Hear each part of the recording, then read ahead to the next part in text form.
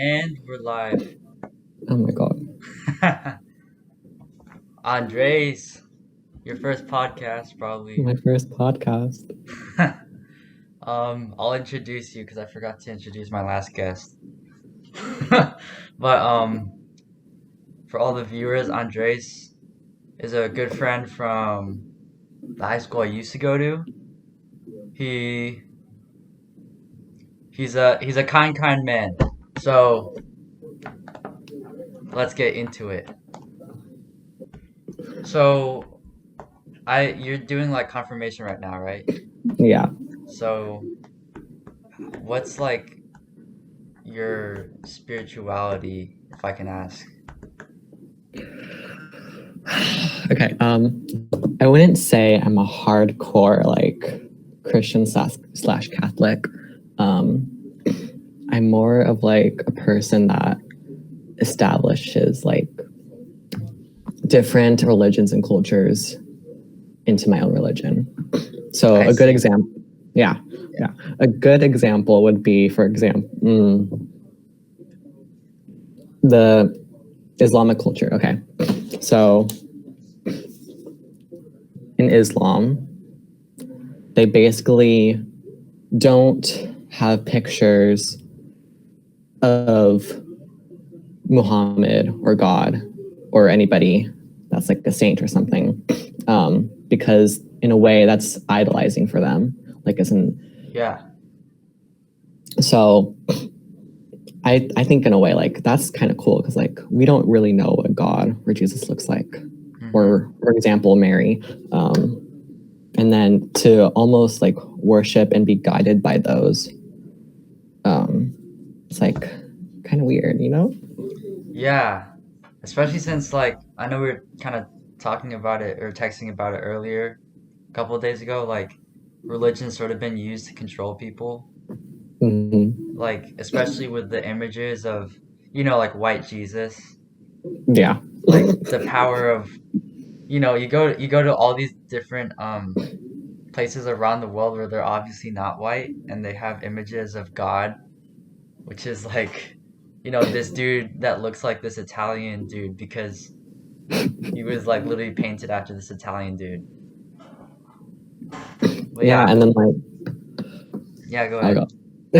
And then yeah, like people of minorities of different cultures like idealize the white man basically, like how we were also talking about on text about how in Japan, like if you're basically a blonde guy with blue eyes, you'll be respected. Mm. Same thing in the Philippines, man. It's all over. And I guess you can kind of see it in Japanese anime too. Like if you look at the hot girls or the hot guys, like it's the opposite of Japanese features. It's like a pointy nose and like really like tall and like slim and like long legs and stuff. Instead of appreciating like what features that we have as different as we are. But yeah, I really like how, you sort of take quote quote appropriate, but like, take a look into other like religions and stuff to see like, the beauty in other stuff because a lot of people are just trapped within their single mindset. This is right and this is what's gonna get me to, heaven or nirvana. To add on to like appropriation, a lot of people think that cultural appropriation is bad, and in a sense it really is not, because cultural appropriation is people of different ethnicities or again cultures, that want to celebrate slash like be part of a culture that they didn't grow up in, and so like in a way they are, how to explain it, they are basically giving light to other people of what that culture is. Yeah, definitely. I mean, I made a video about it, I don't know if you saw it, but like Filipinos are literally, if you look into our history, we're cultural appropriation. Like Mm-hmm. people from Africa, India, what's now considered the Middle East, all over Indonesia and Asia, like traveled through the Philippines because like, the trade and stuff, and they just stole culture from each other. And like the remnants of it is what is Filipino culture. But they just created their own culture by appropriating other, other things. So if you go back in history, like any culture just is created based on another thing, other basically. elements and stuff. So I understand how like some people get angry, when I know like I saw this video of like this. I mean, this is just a single, anecdote, but it was like this black woman at a college got mad at this white dude for having dreadlocks, and because it's not his natural hair or something. But like but any hair, no matter how straight it is, can turn into dreadlocks naturally, and also like people can't own any like hairstyle or like way to represent themselves. It's sort of like you're restricting, like white people like during slavery times restricted what black and colored people could do, how they could dress and stuff. It's like how are you being any worse when you're restricting what other races can or can't do? Yeah. See, okay. There's a fine line between cultural appropriation that's good and being just ignorant. For like an Hmm. example, um, let's say braids, how we were talking about dreadlocks earlier. A lot of people think that braids originated from Europe, when in reality, I think they originated from like Africa because of their culture and how they would braid each other's hair. Um, and so, like, I saw this one video one time. It's kind of funny. Um, of this black woman that was working at an office job, Hmm. and there was these white ladies asking her about her hair, and like obviously she had extensions, but like the white women were being real blunt about it, and like kind of not kind of they were being rude. Okay. um and they were also saying how like I thought that braids originated in Europe, and then What? the black yeah, and the black woman was like, no, they came from Africa. Yeah, you guys stole it from us. So yeah. Wow. I mean, yeah, that's like, I mean, I guess like, the term French braids, Hmm. like actually that came from the African slaves in France. Like that's not like a French thing. But that doesn't like I feel like you know, if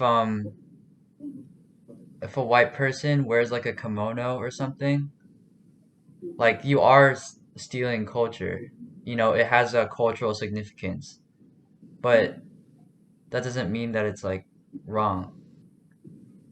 I don't like I guess the like in that case like what you're talking about, it's like being disrespectful and being like mean about it sort of like or rude.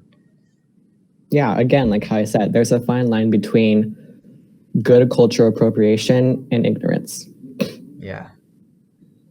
Also, I guess you could say that they're just like did they have braids too? No, they were. Okay. It's basically like you know how like anime mom hair basically. Oh It basically yeah. looks like that. The like the ponytails with like the things. Yeah. Yeah. Anime moms be kind of kind of bad though. I'm just kidding. Oh my god, the main anime mom I could think of whenever I think of anime moms is Aaron's mom from Attack on Titan.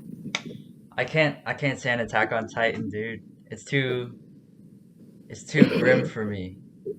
It's too dark. Says the man who watched Devilman Crybaby. Dude, I don't know. Devilman Crybaby is not that dark compared to what I saw on on Titan. It's not dark theme wise. It's just visually dark. Yeah, it's very like it's very like boom boom boom boom. Yeah. Oh It's my very god, the first aggressive. episode. Yeah, it's pretty aggressive. But it's Okay. sort of like I guess that's part of the appeal of it because It's something you're not used to seeing in anime. Yeah. Do you think like anime? Because you know, like I don't know if it's still trending, but there's like a thing on TikTok. It's like Anime Nation or something like hashtag, like some kind of like weird term. I forgot what, not nation. Anyway, it was like basically showing like how big anime is.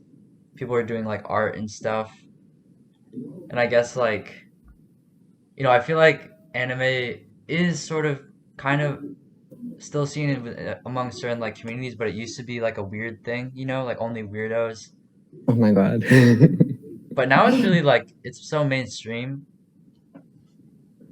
Yeah. Like, okay. To add on to what you just said, like, so, okay, I told you this, but for the people that are listening, I guess the first anime I ever watched was Astro Boy when Oh. I was like 3. And my parents introduced it to me. But of course, they didn't know what anime was at the time. They just wanted me to watch different shows of different cultures, so that way I wouldn't be racist, I guess. And so, like, technically, I've been watching anime my whole life. But I think I really started to watch it in 5th grade because, like, I think the first anime I ever watched was Sword Art Online. That's a good one. That's a good one. The first season only. Yeah, it kind of dropped off hard. And then, like, I think the second anime I watched was Attack on Titan. Wow. That went Yeah, from like really light to like super dark. exactly. See, I didn't mind it, to be honest. Though it was kind of cool. Wow. I guess now like no anime is like too dark for you now, huh? No, You got exposed to it early. I really did. Speaking of Attack on Titan, since we've been talking about it, my friend in 5th grade, he also wanted to start watching anime, and he asked me what I would recommend, and I told him Attack on Titan. Oh wow. Did he do it? Yeah, and Was he he told like me that what? Go yeah, ahead. he told me that he had nightmares for like 2 weeks apparently. Oh. But now I think he's a more of a bigger weeb than I am. How is that possible? I don't know. Dang.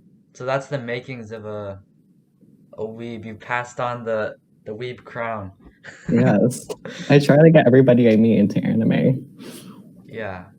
I mean, like some people I meet, they're like, "Oh," or at least the two people that I've known that don't like anime and they just refuse.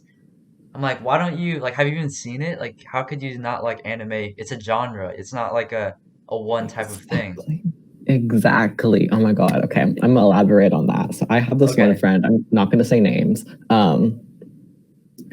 Basically this person, so I asked them to check out some anime because they're basically a normie and they like all the normie shows. Riverdale. Did you say What's it? Riverdale?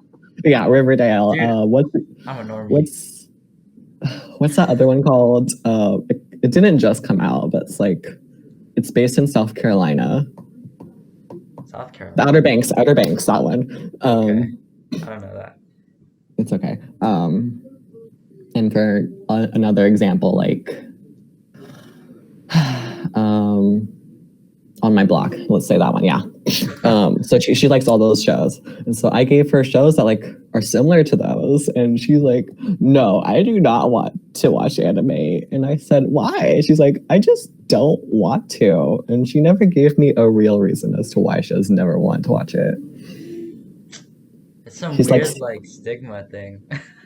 yeah, I think like the main stigma is that anime is over sexualized because Yeah. like, but it really, I mean, Japan of course is way different from America in the way of like they tell their kids that in that sense like over sexualizing is okay, basically.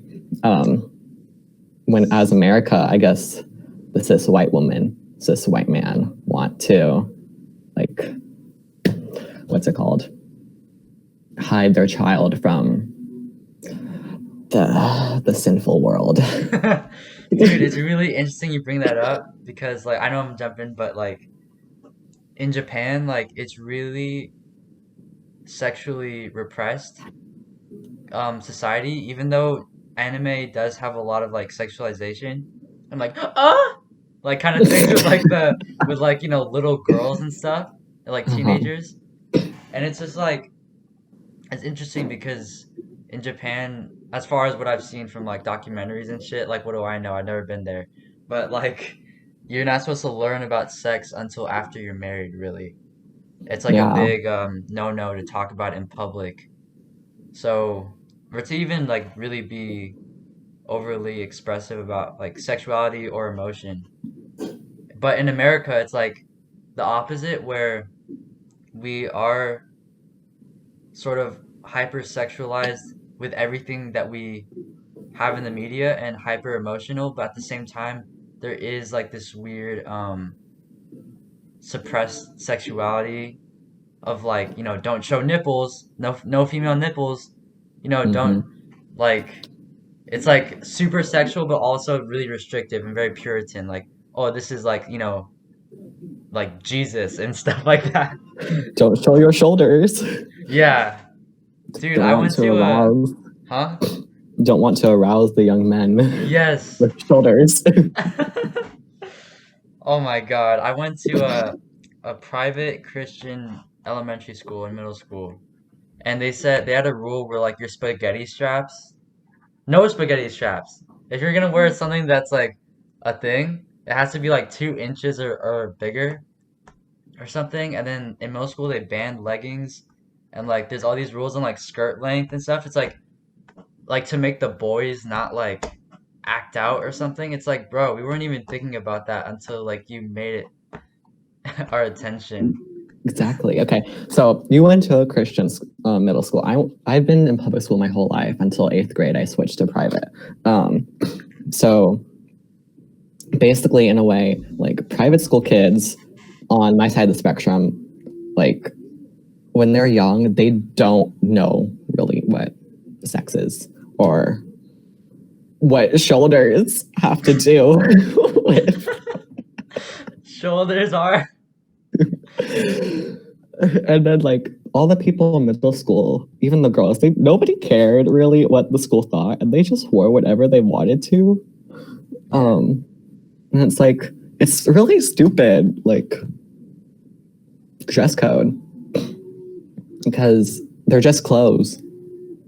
If anything, they're helping cover up anything that doesn't want to be seen. Wait, so you're saying that public school dress code is stupid or private school dress code is stupid? Both are stupid. Oh, yes. Amen. Preach, brother. I heard on YouTube this one. I was watching this video, and or was it YouTube? No, it was TikTok. It was TikTok. This girl, she went to this high school / middle school, and they had no dress code. Because like we're saying, they believe that clothes are just clothes. Like if people really get aroused over like shoulders, then yeah. So basically, she apparently a lot of people like didn't wear a lot of clothes. So some people would just wear swim stuff to school, or Okay. like not even like basically half dressed. Okay. So yeah, if one school That's can do it, then all schools can do it. yeah. I mean, it's just so weird how like, you know, it's okay to show it's socially acceptable to have like a picture or something of a woman that's in a bikini, which is just like covering the fucking vagina and nipples. And then and that's okay. But then if those things aren't covered, then it's like porn. It's like like it's just body part. Like I'm one of those people who's like, free the nipple and like stuff. If everyone could just not wear whatever they wanted, I'd be down for that. But like, I we mean, sexualize things unnecessarily is I guess what I think. I mean, if you think about it, technically, When were clothes invented? Let me look this up. When were clothes invented? 10,000 to 1,500 years ago. Okay, never mind. Anyway, I see what you're getting at though. Like, but like all these ideas, it's all based on like European way of thinking, like Western way of thinking, because in like different indigenous peoples around the world have different rules on what's sexual and what's not. Like in the Philippines, originally like people barely wore any clothes, like just like a skirt or something, but no shirts. I mean, I guess in Europe and stuff, it's probably more necessary because it's colder. You gotta like cover up so you don't get frostbite. But in tropical mhm, places, like we literally didn't even wear shoes, didn't wear shirts or nothing. exactly. And speaking of like European, for example, like Greeks, the Romans, like they didn't wear anything, for example, when they were doing gladiator stuff. Well, maybe armor, but like when they were doing human gladiator stuff and Right. wrestling, I guess, like it was more of an honor to like not wear clothes. So Yeah, like in the Olympics, yeah, it was free flying. because I'm free. Are you still in Latin class? Speaking of. Oh no, Latin. I don't want to talk about Okay, I'm Latin. sorry. I'm sorry. Latin is So yeah, do you already like? Why did you I'm not gonna talk about it. Spanish. I'm trying to learn Spanish because like I'm gonna travel and stuff. Mhm. So I need to like make a regiment of like okay, I need to learn Spanish by doing this. Like I don't know. Maybe I should do like Duolingo or something. Duolingo does not work. Do not do it. It doesn't work. No. Okay. Well, how do you know? Because my eighth grade school had us do it and we literally learned nothing. So, Okay. I All mean, right. Thanks for the tip. if you really want to use it, like you have to be really dedicated and like write down stuff that they tell you because you will not remember anything. Hmm. I guess the better thing is just to like just tell people to only speak Spanish to me, like who speak Spanish. Hmm. But yeah. That's a good way to practice. My parents did that for like a while, but I told them no. Do you know how to speak Spanish? Barely. Okay. See, I can understand it somewhat, but I can't speak it for the life of me. I don't get why. Hmm. Yeah, I can understand it too for the most part, but like speaking is difficult for me. Communicating. It's like you're speaking something that's foreign, yet you understand it. I don't know. It's just weird to think about. Yeah, because like when you think about it, the way that they teach us Spanish or any language is they teach us the English equivalent, like boy equals like chico or something, niño. But if you just when you're learning English, that's not how you learn English. You learn it by like actually experiencing and associating things to words, not words to words. So like, Okay. yeah. I want to add on to that. Okay. Okay. So, do you remember in kindergarten when we started to learn the ABCs Yeah. and basically how to write them and how to write words? Yeah. Like, why can't they do that with people that want to learn Spanish at an older age? Just go. I mean, it's going to take a long time if you're going to do it that way, but like start from a young level, from a young student's level that would learn Spanish in Mexico or, I don't know, Central America. Yeah. It's like, I don't get it. I don't get America. America's America. Yeah, like they're teaching us Spanish like as if it's something a different way to be taught language as opposed to just teaching us a language as if we're babies, Because that's like the same. We have to do the same thing over again. But yeah, that's America. America. land of the free, even though we're not really that free. Depends on how you define free. It really does. Like Freedom. in the I forgot if it's I think it's the Declaration of Independence. It's still like to this day has like something about like dirty savage Indians or something. Like basically Mhm. like the purpose of the Declaration of Independence partly was to claim land, like to put it down on a document that we had the right to this land and not the Indians, not the British. So like the roots of this country are just fucked. They really are.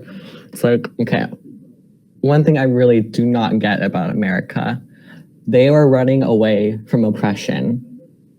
And yet now, in present times, oppression is one of the main problems with this country.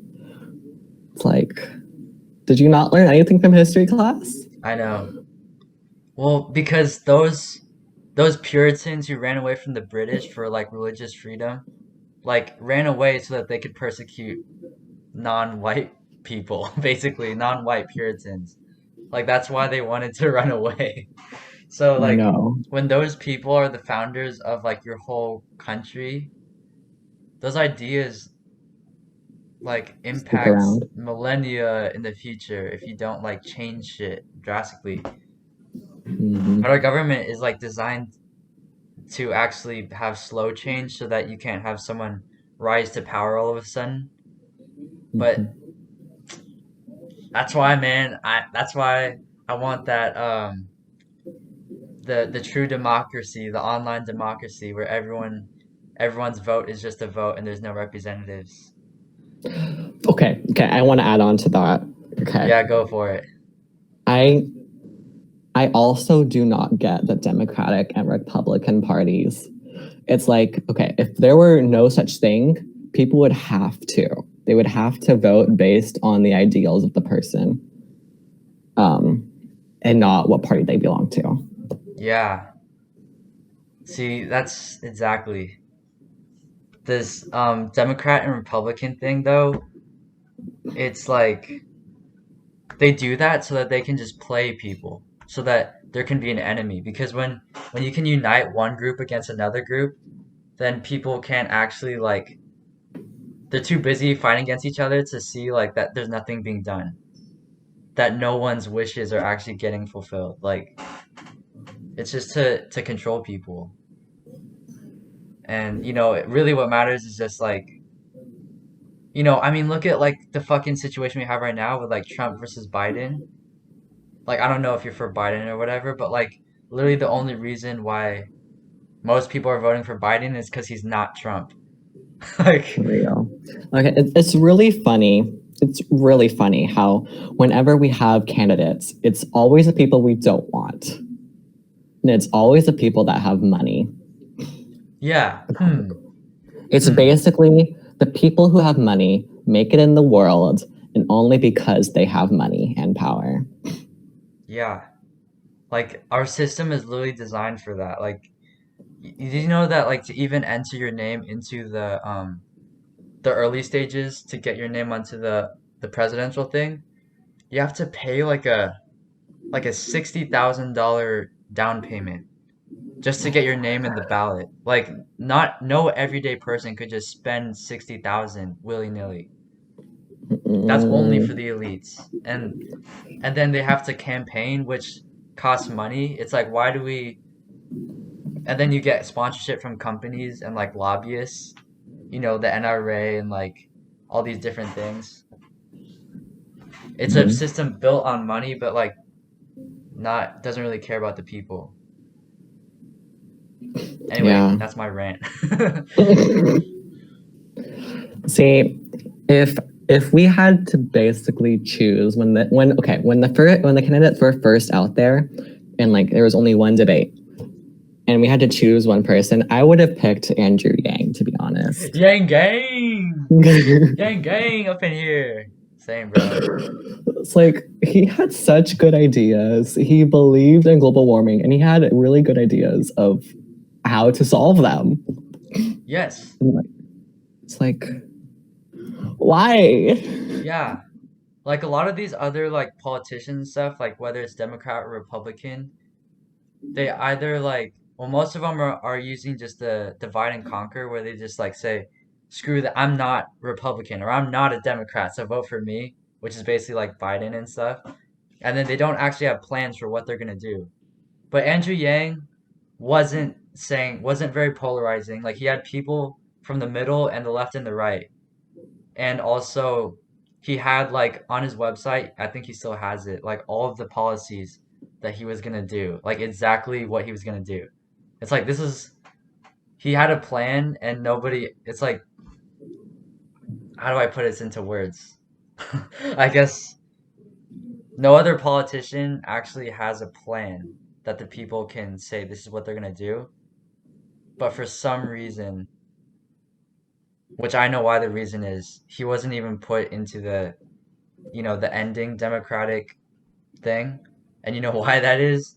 Because like the news things didn't even promote him at all like they did the other ones, and they said his name wrong when they did.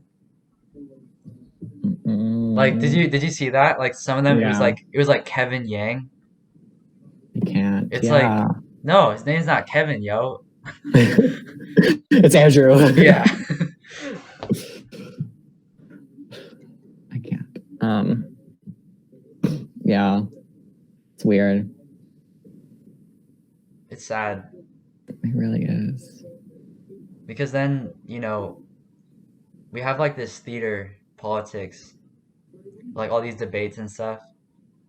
You can't really win a debate. It's just like you can't really win an argument. Like nothing gets solved out of debates, but we just love to like see who pwns who. Oh, he totally got him. Who would win in a boxing match kind of thing. Yeah. But like the politicians are basically just actors if you think about it, because like they read scripts, speeches and stuff. That's why I like Obama, because he wrote all his speeches. Really? Yeah, I think that's what happened. He wrote most of them. Yeah, I don't know. I just don't fuck with politicians at all. Like in general, I'm just like done with the system. I don't know about you. Oh, there's a song that I resonate with. I resonate with What it is it? hardcore. It's called Boys Will Be Bugs by Cave Town. And literally one of the lines, okay, the first three lines is, I'm a dumb teen boy. I eat sticks and rocks and mud. I don't care about the government and I really need a hug. It's like, Amen. yes. Wait, how did he know? I eat sticks too. Mud pies. Did you make those when you were younger? With like the gummy worms. No, I just made like mud. So me and my sister, we would get the garden hose and basically water the dirt and then get the mud and make pies. Oh no, I Yeah. I made like quote unquote mud pies at school with like chocolate pudding and worms as if it was mud, like gummy worms, and ate it. That's how you get diabetes there. I know. Oh wait, here, let me turn on the light real quick. Okay. It's getting a little dark. Let there be light. Yeah. One of the tough things about like, there's all these protests and stuff going on, Mhm. but it seems like no matter what we do, like we can't really fix anything with the way it is right now. Like, I don't know. I feel like, I guess I just feel like the whole thing has to be reworked in order for it to work nowadays. Because that shit was like created in a way different time. Just the Really whole what? government system. It's like those ideals from the 1776 or whatever. Like they don't apply to the 21st century anymore. Yeah. It's like they didn't even like they lived during a time when the life expectancy was like, 40 or something like that. For real. And now, so like, wasn't it like a couple of years ago that the life expectancy was around 90 to 80 something, and now it's like 70? Oof. Unga bunga. Humans be doing themselves a not so solid. Yeah. It's so crazy, like we've fucked up everything by making everything so complicated. Like, unhealthy food is cheaper than healthy food, even though it has more manufacturing and more packaging. It's like, how is that even possible? And then the rich people can afford to have good food, quote unquote good food. Again, back to people with money have the power. They have they have the power. They Yeah. have the power. The power, the power. The power. That reminds me, I wanted to ask you, like, have you seen that thing with Neuralink with Elon Musk? Speaking of rich Yeah. people. SAO. Yeah, so I was thinking like, cause like I watch Altered Carbon and like, I'm watching Full Metal, and it's sort of that idea of like you could save someone's memories in this like computer chip thing, and then put it into a robot body, into a new body, and that'd still be you, like same memories and everything. But I guess like, cause of course when you have that, the rich people could live forever, and they would just get like richer and richer, even more than nowadays. More power, because they would know more things than the average person. Right. And it's just kind of like, do you think that like I don't know if you believe in like a spirit or a soul, but if someone is like, dies and then their chip is like put into a new body, do you think that would be like a different like soul or something? I don't know. I feel like in a way that okay, this is a weird topic to bring up, but in a way that kind of reminds me of abortion. Interesting. How? It's like, okay, you're basically taking away the life of, I mean, let me clarify first. Abortion, it's okay, whatever. A woman can do whatever they want. Hold on, I'll be there in a sec. It's like, yeah, women could do whatever they want with their bodies, Yeah. power to them. But in a way, like, you're taking away, I mean, I don't exactly know how the chip is going to work or like where they would get the bodies from, but it's like where where would they get the bodies from? Like, would they have people produce babies? Or I don't know. It's like, and then you're basically taking away another person's life, and then like putting it into someone else. So basically the idea you're thinking of is that like what happens to that baby's soul or something? Yeah. Yeah. And that's I feel like the concern about that is based in Christian thought because, the idea that after you die, you go to heaven or hell. Mhm. And so it's like, well, that baby hasn't done anything. Does it go to heaven or hell? We don't know. I think that's also why like Catholics believe in children being able to get baptized young, like when they're born. Right. Because if they die early, right? They'll be able to go to heaven. Okay, we're gonna have to cut this short because I have to go eat. All right. Okay. I can talk. See ya. See ya. Bye bye.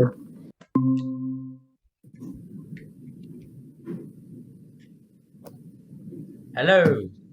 Hello there. We have returned. We're back. We have returned. Whoa, it's weird. Your visual is like lagging with your voice.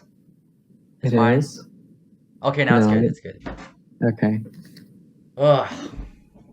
I keep overeating.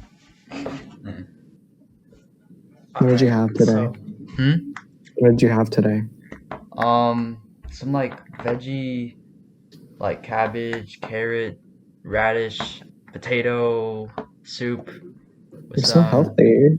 I know, with some like rotisserie rat chicken and rice, of course. I literally had pizza. Is that a oof? Yeah, Is that an F in the chat? it's it's an F in the chat. Dang. It's not a pog. Oh man. Okay. Okay, What were we talking about? We were talking about the chip. right. We were talking about transferring, yes, abortion. So yeah. I was thinking about this like a couple of weeks ago because I was like, man, I really don't know. I haven't thought about abortion like, what I believe. And I realized like of course people don't want like babies to die, but also the mother's lives get ruined. Hmm. So the thing is, why can't because if a mother has the baby and then gives the baby up for adoption or into the foster care system, you're basically like fucking over that child. So the problem isn't like whether they should have abortions or not. It's like that we need to improve our foster care and like our care for like people who don't have mothers and fathers. Because if that was the case, then the women could have the babies and just give it up with no problem, you know? It's like, yeah, but that's not the reality though. So, you know, you can't just be like ruining women's lives because it's the law, I guess. Hmm. I don't know. Abortion is a weird subject because it's like on one spectrum, on like I guess the religious spectrum, um, it's bad because you're taking away a potential human's life Mhm. that could probably change the world. Mhm. And then on the other spectrum, it's like the woman who has the baby and doesn't want it because they probably weren't ready for it, Mhm. um, gets rid of it. Yeah, it's a tough subject to tackle. Yeah. Like I was saying earlier, I guess like your beliefs on it sort of depend on your beliefs about like the soul or about spirituality or like what religion you're into. Like I don't know, like what do you believe in, you know, any certain idea of an afterlife of heaven or hell or reincarnation or something? I kind of so how earlier I was talking about how I like to like put different religions into Mm-hmm. my belief system. So I kind of like believe more into reincarnation in a way. Yeah. I mean, I do believe that there is like an afterlife, a hell or heaven or whatever. But it's like I feel like it takes time for you to get there, you know? It's Yeah. like you have to go through life lessons in order to get there. Dude, I literally think the same thing. 'Cause like, I guess the thing that I believe like right now is that we have to keep like reincarnating until we've like learned all the lessons until we can like basically reach nirvana or like the point where we're back like into the universe, into like the Mm. pure source or whatever you could say. And so, but if you don't get there, then hell sort of is just living knowing that you haven't been living right, I guess. I don't know. So like within like that's my thought process of like abortion is that soul can still like reincarnate. And I guess that goes back to the chip thing because if you're chipping people and they're reincarnating but not through the laws of the universe but through like this man-made machine, we're Hmm. just creating like another level of reincarnation. It's kind of weird. Yeah. I'm like, how would that chip even work? Like, that's confusing. How would you put memories? Because memories are so selective into a chip and then put it into another being, and it's the same person. Yeah, that is really weird because if you look at like how we work, we can't remember everything because our brains literally cannot have the capacity to do that without like going crazy. So Inside like, Out. huh? Inside Out. Oh yeah, yeah, yeah. The pit, right? Yeah. Yeah, it's like also the memories that we do have change. Like no memories exactly as it happened. So it'd be weird to have like something that's recording in your mind exactly like a camera. Because that copy of you won't be you. That'll be a copy that knows everything that's happened perfectly. From your point of view. Yeah. But you know, you don't remember something that happened to you when you're 3 years old, but this copy of you would because it'd remember everything. Oh my god. That's kind of scary. Yeah, that's a little too deep for this podcast. Oh man, that's like a crazy. I don't want to like. I know it's probably gonna happen like pretty soon because Neuralink is already gonna be made available for the masses, and you know it's in the early stages right now. But at some point, it's gonna get there, and I think the reason why is because. Oh, go ahead. I think that's Oh, I thought you crazy. were gonna say something. Sorry. I No. think the reason why Elon Musk wants to do it is because he knows. I think he said in an interview like he knows he won't be able to get to Mars himself in this lifetime. So I think in doing this, he can actually be immortal in order to get to Mars in his lifetime, quote unquote. I'm just like, people need to die. Okay, Not to bring anime into this and to go into like SAO. okay. Um, so like, you know how in SAO, they do the full dive thing with the Nerve gear, um, and they're in that virtual world. Isn't it interesting how they were in there for like 2 years or whatever, Hmm. and it looks like they didn't age at all? Oh, like when they came out of it? Yeah, Yeah, that was I weird. mean it's probably just the directors and the artists being lazy, but like if you think about it more in like a theorizing way, like what if they were immortal during that time? Hmm. Because like they weren't doing anything? Yeah, like their brain was shut down in a way and couldn't grow. That's crazy though, because I feel like, there's people who are in coma. Uh, They just like become their muscles atrophy and they just weaken a lot. Did that happen in SAO? I forgot. yeah, the main character Kirito was in the hospital when he got out of Nerve Gear, and he was like barely walking. Okay. Yeah. So that's like a really, I don't know, if you can just freeze someone or something in a way that they're still surviving, but their body's not really functioning.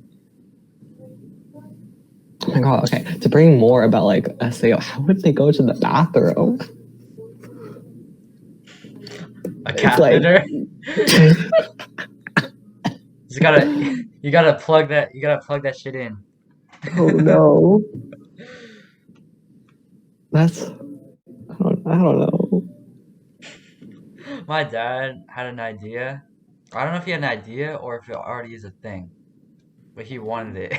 It's like a thing that, connects to your vagina or, your penis or whatever so that you can Mhm. pee. And it runs down your leg, like a tube that runs down your leg and out your pants. So you can like put your leg in a bush and pee, and the stream would go into the bush. What? So you can That's pee in public without taking off your pants or anything. That's dope, but at the same time, I feel like that's like not hygienic at all. Why? Because why would you want to be wearing a tube that has pee in it? No, Well, no, isn't that no. isn't I don't that want what to a think penis about it. is? Oh yeah, typically. Oh, a penis is a tube with pee in it. Wow. We're making some mind-blowing revelations here. We really are. Oh my gosh.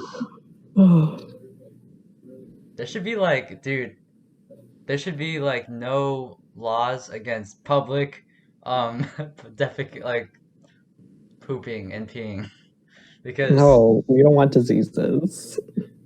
no, but I think it shouldn't be like illegal, but it should be like regulated. Like there should be areas. Oh, You okay. know what I'm saying? Because Yeah.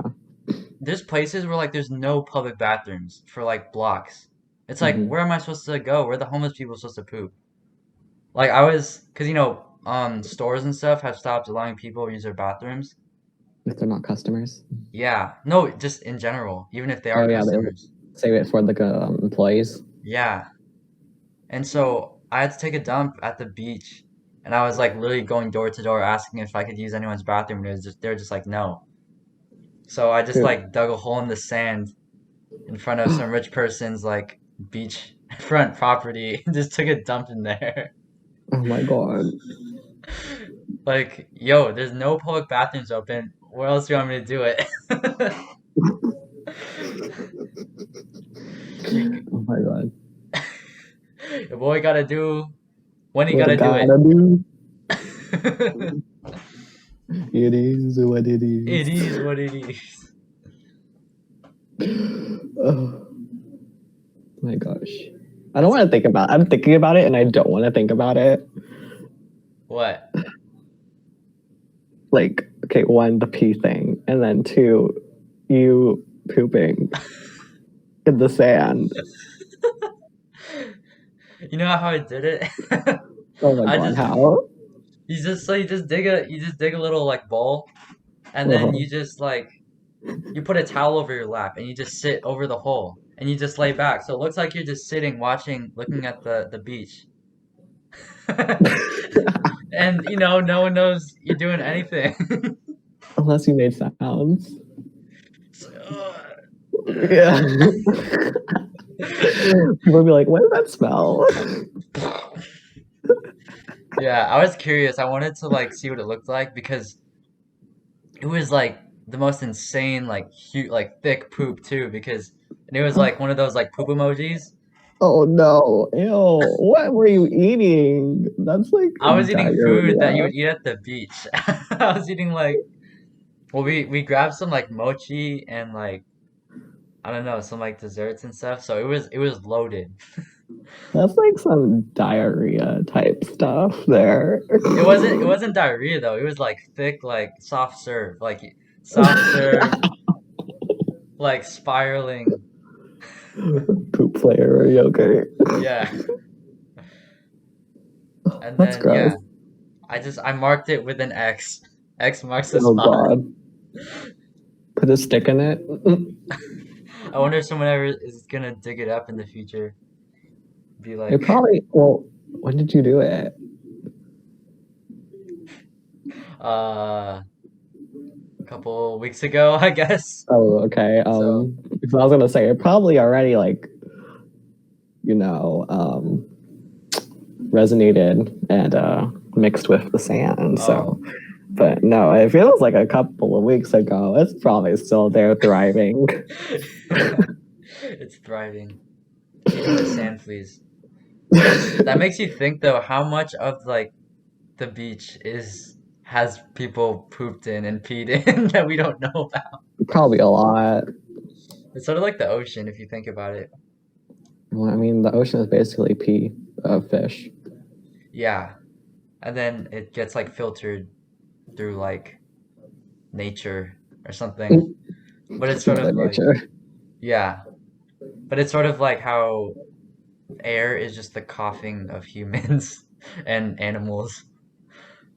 And Like we breathe it trees, in and then we breathe it out. trees cough and give us life. Yeah. And then we cough and then give We them feed the trees. it. Yeah. That's funny.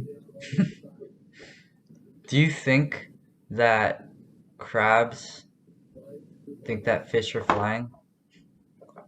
Oh my god. Maybe. Oh my god. If I was a crab, I think they'd be flying. Because wait a second. So we got the crabs, right? And then we got Yeah. the fish. And then we got like, mammals and stuff on the land. And then we got birds. So what's above that? Aliens. No, but they'd be on Earth. Maybe it's just maybe they're just like hidden in it really well. Probably. The next level, the next tier of of beings. Planets. Have you heard the space is fake theory? No. Conspiracy theory? I was listening to the Joe Rogan podcast, like a clip with Eddie Bravo on it, and he's like, Mhm. it's pretty crazy. It's like, so basically, in order for like some elite like government people from around the world to control all people, they have to unite them against an enemy. So, in order to have an enemy that's not each other, to unite people under one supreme government that's all powerful, you have to make up aliens so that everyone can hate aliens and band together as Earth and enforce a strong government. So, the theory is that space as we know it is fake. And it's actually just all a ploy to like eventually at some date release that there's aliens, they're trying to take over us and we need to like group together as to Earth people to fight them Oh, off or something. this is some dystopian type stuff. It's kind of Like, crazy though, like there's all these conspiracy theories and the more you just dive into it, it's like, you know what, it doesn't matter if this is it all a makes simulation or not. I don't care anymore. I don't care. it makes sense though, to be honest. It's like we don't really know what's out there. Parental. Parental supervision. Okay. Yeah. It's crazy though. I guess if we like focus too much on like what can be like with the possibility of what they're hiding from us, then at a certain point it's like you just gotta stop because it's not healthy for our own mindset to just like always be thinking about, you know, The what if. yeah, the what if. Oh my god. Humans are not supposed to be complex. I want to go back to be monkey, climb tree, eat banana. Have you seen like those monkey TikToks? Yeah. Dude, monkeys are just straight up other humans that are not humans. There are other humans that just haven't evolved to our level yet. Or we haven't evolved to their level. We've evolved too much for our own good. Like we've fucked ourselves over We because really we've did. advanced so much. We gave ourselves the mind to think for ourselves. No, we don't need it. Yeah, but I guess brings up another interesting thing. Is like, you know, does every living thing have consciousness? Like, does every living, because some people think that only humans have consciousness, but my theory and understanding of like how things are is that everything has consciousness, but just experiences it like on a different level or plane that we can't understand. Like, we don't understand how a plant views the world, but like, that plant could have complex feelings, but in its own way, like not the same way that we do. That's interesting. Yeah, and I guess what? Oh, go ahead. Because like they call it a living organism, so Yeah. it's like, wow. Oh my god, stepping on a plant means you're killing it. But I'll I never guess step on a plant again. Yeah, I the thing that led me to that is, well, I heard that you know that fresh cut grass smell? Hmm. That's actually the grass when they get cut, they release that hormone to alert the other grass that they're being cut. That's sad and funny. Oh, It's like, what the fuck? What the fuck? Send it out, send it out. And we're like, oh, that smells good. or humans are blood cycle murderers. And then like, you know, trees, they Hmm. send their nutrients to their children, you know, through the root system. And you know, we've heard that like the motivation for an animal, like an instinct, is to just survive and to reproduce. But like that Hmm. tree's already reproduced and it's still sending nutrients, like that's some consciousness stuff. Like, I don't know, man. I think we just live on a level of we experience the world in a way where we can like alter it a lot more than other animals.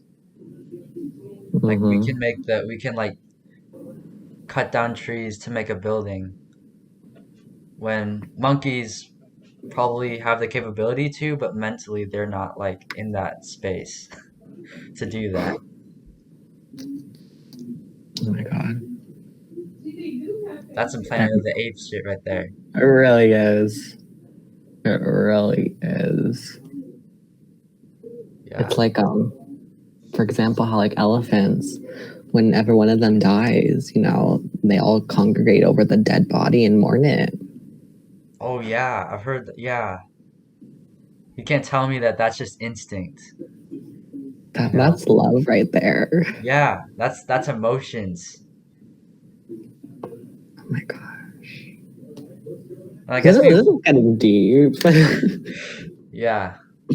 I guess humans just like we think that we're so much better because, you know, I don't know. Some people say like, you know, God created us to be supreme over the animals or, you know, different ways to say that we're better. We're not. If anything, we're worse. Like the smallest action that we do can affect the whole ecosystem. Like think about it. If you Yeah. litter, like you don't know where your litter is gonna go. What if an animal eats it? And then like what if that animal has already reproduced but then dies and then can't help its family? And then that family dies. And then because of that, the ecosystem fails. And then you are the cause of the reason why the planet is dying. Holy shit. I mean, yeah. It's like like whenever anyone uses like a plastic thing or a disposable thing and then throws it away, and then it goes into a landfill, and then that blows into the ocean, and then that disintegrates after a couple, like, you know, like 100 years or something. Hmm. Or, but it never really truly disintegrates. It just goes really small, and then the Hmm. fish eat it accidentally, and then you know we eat a fish, and then oh shit, we're eating plastic. And it's like it's not just affecting everyone else, it's affecting us even Yeah, more. it's some crazy stuff. But like to go like with the Planet of the Apes thing, um, I saw some videos like these chimpanzees basically make spears out of wood, and Hmm. they'll use them to throw it at birds and to like, you know, poke each other and stuff. And you know, like these, I don't remember what kind of monkeys they are, but like they use rocks to like smash fruits and stuff, or use sticks to like get bugs. So I wonder if at a certain point, if humans don't fuck the earth up and somehow restore it, if like the monkeys will get to our sort of level, and if we'll be like, I feel like they will, you think because it's we're just a called matter of time? yeah. So we're called Homo sapiens. What are they going to be called? Monco sapiens. I guess it's to see like what kind of language they come up with. That'd be interesting. Oh my god, imagine that.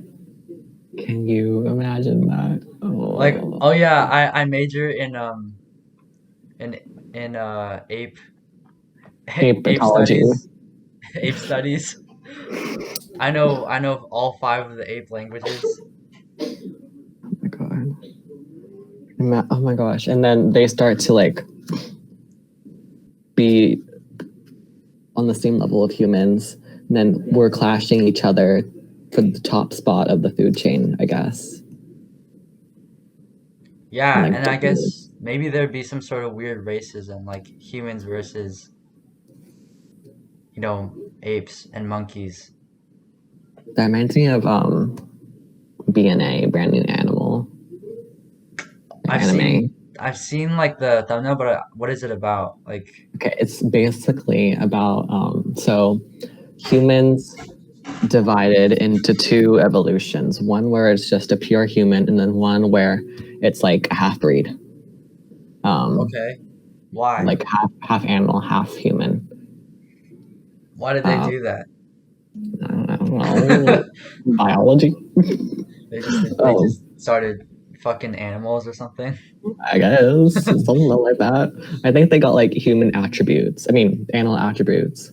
It's like one of the like things in the story is saying how some mythological things, for example, like the Minotaur, um, Hmm. where humans slash animals, and they were represented as gods. So for a long time, those half human, half animals were holy in a way, like Hmm. they're almighty. But then in the anime, it's like current times, and the humans are being animalist, Animalist. animalist, racist animalists. Yeah. Um, and so basically, the half breed animal humans create a city, or it's only for the animal humans.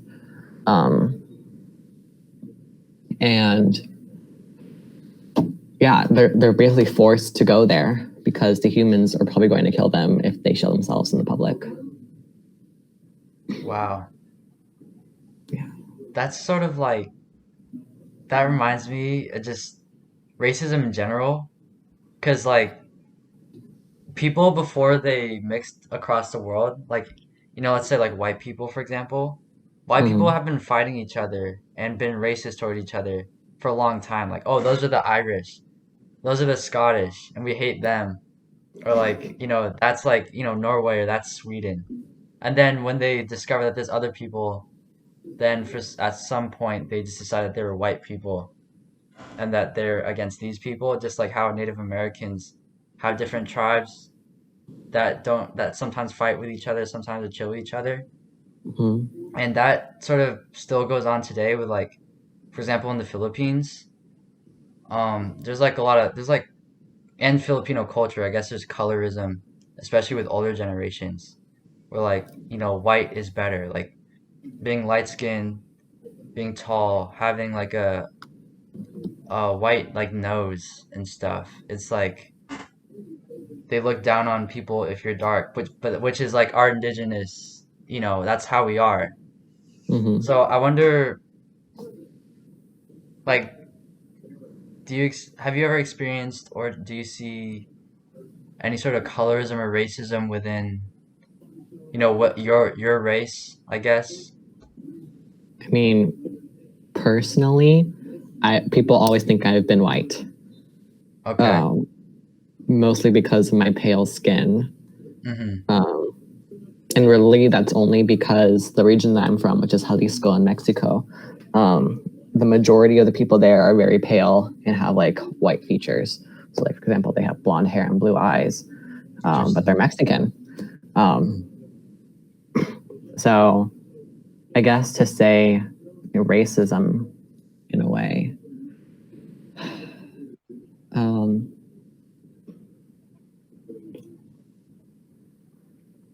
okay. I'll just take into what's like the border and all that. Oh, uh, yeah. yeah, that's simple. It's like white people. Um, Oh wait, no, I have a better story. I have a way better story. Okay. Okay. So, for confirmation, year one, that was last year, we went to Six Flags, Magic Mountain, for a retreat.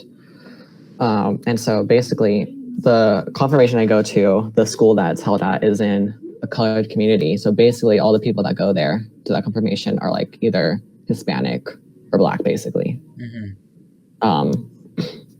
And so when we went to Six Flags, we were standing in line for Twisted Colossus, and so me and these three other people were standing in line waiting for the other group of ours to get with us, like to come into the line with us, because they were using the restroom. And you know, like Twisted Colossus, the line is forever. Yeah. So it's not really gonna make a difference.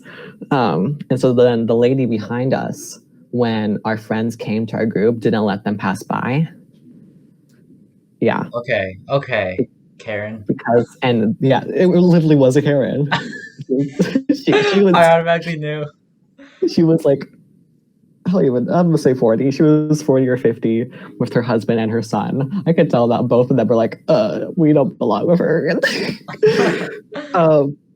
And so, yeah, so then they eventually, when we turned the corner to like, so you know how in the queue line, there's the different zigzag things, right? Yeah, so once we turned, they crossed over like under the rails to us. And so then the Karen basically told one of the guys that they cut us. They cut them. Yeah. And so at Six Flags, cutting is apparently a bannable thing where you can get kicked out of the park. And so then... Oh, please. So then so what happened is that... So they separated me from my friends because they thought I wasn't part of their group and because I was light-skinned. Wow. And it's like when the Karen was pointing out who was cutting, she pointed out everybody except for me. And it's like, I'm like, wow, she really is being racist. I mean, it could have just been that, like, she didn't want people to cut. But then when she did that, it's more of like, she wasn't paying attention to who was in that group and based it solely on the race of the people. Oh my gosh. Yeah. And like, yeah. That's some bullshit. And so then my friends were complaining to the worker who was Black, saying that she's being racist and calling them out because they're cutting a line because of their color. Yeah. So y'all got banned? No. Okay, good. We left that Karen. Dang. So did you guys get to go on Twisted Colossus? Yeah. Yeah. That's one racist experience I've had. Wow. It's really you know, a lot of like white people or just people in general, because like I'm in the belief that everyone is racist. Like I think I'm racist. I just don't know it. Yeah, Like everybody is like tiny bit or like has some bias towards racists. Yeah, like I think everyone has a unacknowledged sort of assumption about a certain group of people that they don't necessarily realize, but just because that's how we learn. But sorry, I forgot my point. I guess people tend to be racist and say, I'm not racist because, you know, I don't hate black people. But just in like the things that they do, like for example what she did, it's like clearly a racist thing. But just because she doesn't hate black people, that means that she's not racist, you know? I have Black friends. I'm not racist. Yeah, shit like that. Just because you have them doesn't mean you don't think things about them. Right. It's like, for example, like I said, I'm Mexican. A stereotype of us is that we're willing to work for anything to get money. Yeah. Because, well, okay, again, let me rephrase that. how white people say that whenever we're coming from the border and we're stealing their jobs. It's like the jobs they steal are hardworking jobs that you probably wouldn't work in the first place. Yeah. And Like, oh yeah, go ahead. Sorry. it's okay. You go It's off. like, for example, my grandmother, when she came to America, I think her first job was like working as a strawberry picker. Um, like she had to deal with all the pesticides and like all that stuff that's sprayed on them. Yeah. So yeah, I don't get racist people that think they're better than everybody else. And dude, the thing is like all these people being pitted against, you know, the Mexicans because they're Mm-hmm. stealing their jobs. It's like, why don't you get mad at the rich, wealthy people who are hiring um basically slaves, people, immigrants who are legal and taking advantage of that and giving them little amounts of money instead of like hiring Americans that are here. Like they're the ones who are giving out the jobs. It's not their choice to take your jobs. They're just trying to survive too. Mm-hmm. And like they're just people are getting mad at the wrong people because it's easy to hate someone that's different than you know? And I guess one of the things I think one of the biases that I had before is that Mexicans are hardworking people, and That's really like mainstream bias about us. yeah, because obviously, like I have had Mexican people in my life that are hardworking, but I also have Mexican people in my life that are lazy as fuck. So like, I guess my question to you is, do you think that positive assumptions are still racist? Oh yeah, oh yeah. Yeah. It doesn't matter if they're positive or negative. It's still being racist Hmm. because you're making assumptions about a certain type of group Yeah, that may because not be factual or factual. hmm but you're just like categorizing a group of people. So yeah, I guess that's Mm-hmm. what racism is. It really Exactly. is. Yeah. Because It's a social construct. right. And I was talking to some people, interviewing them for my next video about racism, and some of them were saying like, no, racism is about like when it's offensive, or if it's a compliment, then it's not racist. It really isn't. It's Yeah, literally, yeah, it's literally like about whether or not you're making assumptions about a certain type of person based off of their skin color. yeah, exactly. And that's one of the things that I don't know how to get across to people. Like I'm not trying to like, change anyone's mind or anything, but um it's just kind of sad that we're at the point where we don't think that there's anything wrong with that. To think that someone is, even if it's a compliment, you know, that someone's different because of like what color they are. It's like for an example, I think a stereotype, for example, with I feel like I'm gonna be racist by doing this. It's fine, bro. Like okay, a stereotype, for example, is that black people like shoes. You know, Oh, okay. like for example, Jordans. Yeah, Um, like that they're sneakerheads. yeah, and that I mean, it's a good thing that they care about their shoes. I mean, sometimes it could be a little excessive, but we're not gonna talk about that. Sneakerheads, yeah. Um, but it's like even though like for example let's say I compliment them on their shoes and I say, oh yeah, I like your shoes, I bet you have so many more, like so much more. um, or I say, how many pairs do you have, I bet you have a lot. It's like assuming that that person owns a lot of shoes or likes that type of shoe based off of their race. Yeah, totally. I've experienced that sort of like just like with Asian kind of stuff. Like someone would say, "Oh, like I bet your mom cooks all sorts of stuff, huh?"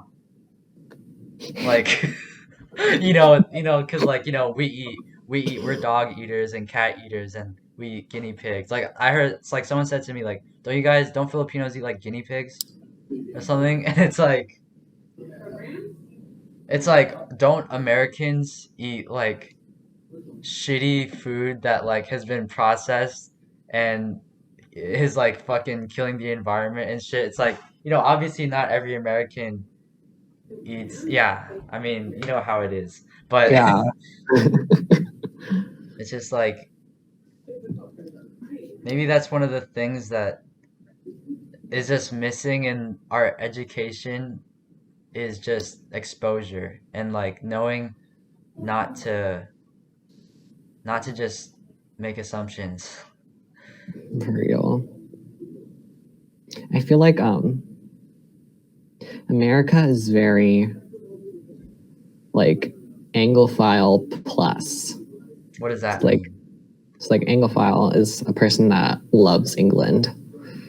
So we're and then Oh, plus I'm saying like plus the whole of Europe.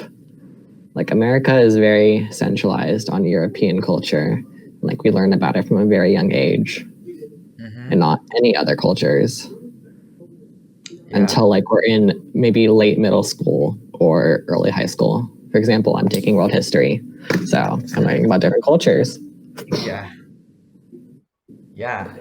I like the bullshit story they tell us how, Christopher Columbus is like a hero Oh.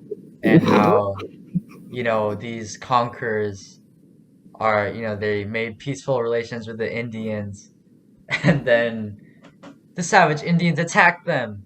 And then, all these things. If anything, they probably attack the Indians. Yeah. And it's also like they never really address the fact that they actually like stole the land and then they'll say like, oh well, they didn't steal it, like they signed a contract or something. It's like, oh come on, you knew that they didn't speak English. They didn't know what they were signing. They couldn't read that shit. Like they Exactly. Native Americans have different rules on land ownership than you do. And like, sorry, I'm getting triggered because like I'm I'm remembering my getting my seventh and eighth grade American history class. I'm getting triggered listening to you. I'm like, oh my god. Well, speaking of Christopher Columbus, there was this one TikTok I saw of this guy. He was like a young teacher. I think he was like 18, and he was teaching a class. And the main point of his thing was that people were pointing him out as being a young teacher, and how can he be teaching? He's so young. Um, and then his example was saying, "Who taught you that Christopher Columbus sailed the ocean blue?" And the class was like, "You did." And everybody in the comments was like, "You're too young to be teaching." And then my comment was just like, I don't care how young you are. Why are you teaching them about Christopher Columbus? It's like, no, we don't need that, like, that representation in young people's minds anymore. Yeah. It's like if you're gonna talk about him, like it's totally fine. Just tell the truth, yo. Like he literally his actions led to the rape and like pillaging of a whole of the Taino people, of like a whole race of indigenous people. And Exactly. like that's obviously they're not gonna talk about that because they're kids. But maybe they should. I feel like I kind of do feel like they should just tell kids outright. Like this is how it is. This is how the This is what world that we are exist in is how it was formed. I mean. That's kind of how we grew up, Gen Z. Yeah, but we had to find out about it our own. Yeah, but like even more so in that Yeah. sense. Oh yeah, I'm agreeing with you. Yeah, totally. It's like we learned by ourselves from such a young age because of the media and like things we learned from school, and we wanted to find out more. And Exactly. because of that, we discovered stuff that we shouldn't have discovered um, at a young age, or were influenced by things we discovered. It's like again, there's a fine line between getting knowledge when you're young and being influenced by knowledge when you're young. Hmm. I feel like no matter what, whatever knowledge you get influenced by it, like inadvertently. But Hmm. um, but for example, like with porn, a Hmm. lot of the children who find out about sex through porn basically have their mind's been corrupted because obviously porn is a Adult medium. performance, Hmm. and so when kids like like as young as like 6 years old like stumble upon hardcore BDSM like gang rape porn, like this is like I'm not kidding you, even though it's like I messed up. I know. I'm laughing because of how sad it is. Yeah, that's all we can do. That's all we can just be like, ah ha ha ha. Well, like, yeah, that becomes the baseline of like what sex is. So anything less than that, that's less intense, isn't arousing anymore. And if they Hmm. just if the education system taught kids about what sex is, not just this is penis, this is vagina, and you just that's it, like, but had their own talk, like no schools talk about porn, like public or private, and not many parents talk about porn with their kids either. And so it's sort of just like a talk. That's why we have a toxic relationship. At least a lot of us do with not only pornography, but a lot of just things that we're supposed to be shielded from as kids because we're not really shielded. Hmm. When did you find out about it? Porn. Yeah. I don't remember like when exactly, but I was pretty young, like not really young, but I was old enough to have access to an iPad. I wasn't like 5 years old or anything like that. Hmm. And then I was just curious, and I think I went on the hub or something like Pornhub, and there was just an advertisement, and it was just like an advertisement of like this Brazzers thing, and it's like like on the hub how there's like the fast forwarded kind of like speedy scenes. You know what I Sure. mean? Like, let's say there's a Brazzers like advertisement like banner, and then it's like a quick, it's almost like a GIF or a GIF. Oh, so like the advertisement is basically like a quick video. Yeah, exactly. So it was Okay. like that, and then I was like, oh, and I closed out of it. I did like, yeah, it's just like, luckily it wasn't too bad. It wasn't like rapey or anything like that, but all right, it was a little rapey now that I think about it. But like, luckily I'm not into that stuff. So that didn't, fuck with me too much, I think, compared to other people. I don't know. What about you? um, I think it was in fourth grade. My friend was telling everybody what it was, and then he had a phone when he was in fourth grade, which I don't get how he had a phone, but he had a phone and he was showing everybody. So that's how I found out.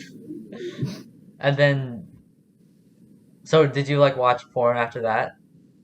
Or, No, no, no, no, no, no, no. okay.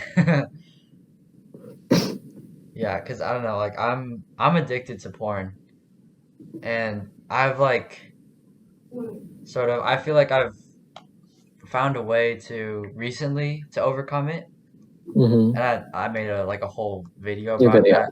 Yeah, but like That video was interesting, to be honest. I was like, wow, you have such a positive outlook. Like, really? wow, I wish I could be like that. If you want to be like something, you just have to fake it till you make it. For real. You have to Just idealize it. Yeah, just pretend that you are something, and then you forget that you're pretending at a certain point. Yeah. I guess the question is who do I want to pretend to be like? For real. The idealized personality. Yeah. What is the idealized personality? I'm gonna look it up.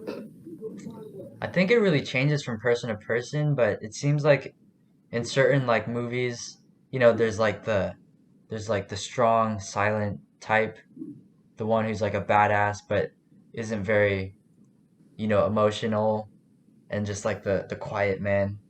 And then there's Hmm. also like in movies there tends to be the one who's like the funny guy, you know? Hmm. And I feel like a lot of people, I don't know, this is just be my like not very well informed opinion, but that a lot of people base their idea of like what they're supposed to act like based on movies, based on the media. So the people The people like real. like what do you mean? Clarify. Okay. I'm gonna explain to you the typical person at Okay. Vans, khaki khaki pants, a sweater that they like to put over their head, and messy hair. Like that poop. And then, and then after that, for the personality type, cool, mean dude, in a way. I understand what you mean. Like this, like like that kind of thing, Yeah, where they're and then just they're like, like, what's up, bro? oh, like, Oh, like the aggressive boy. That's too aggressive. oh, I was thinking of like the people who sort of seem like standoffish, just because like um it seems like they're trying to put on a cool face, like because they're just like Well, those like people that. too. Those people too. Yeah. They're like right under the mean, cool person. Um, for example, I don't want to give names.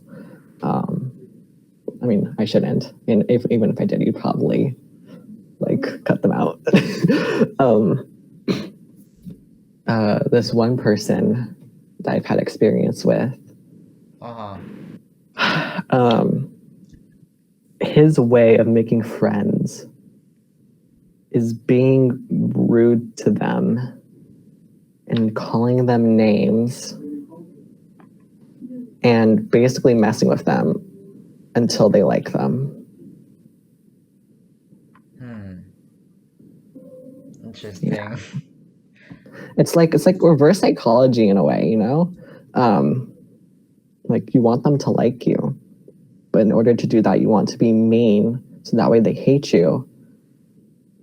And then yeah, and then you reverse psychology them into thinking that you're cool. That's a really weird thing that I think maybe it's a cultural thing. I don't know, but like the It's, whole it's an thing of, American cultural thing. huh? Definitely a cultural thing. It's an American cultural thing. Yeah. 'Cause have you ever had like experiences like in elementary school where like the boys and the girls would be who like each other would like be mean to each other? Hmm. Like I remember for like this memory of like I don't know if it's fifth grade, but like the girls, this girlfriend group and like my boyfriend group like sat in front of each other and the girls would push our chairs in. They would be sitting behind us and like push our chairs in aggressively and we'd like aggressively push back like as if we're fighting. And it was Hmm. like just a thing. And I don't know why these like aggressive sort of like I like you things just happen, but it's like why couldn't but when it came to just talking to them, it was like not Emotions no very, go. huh? Emotions are a no go.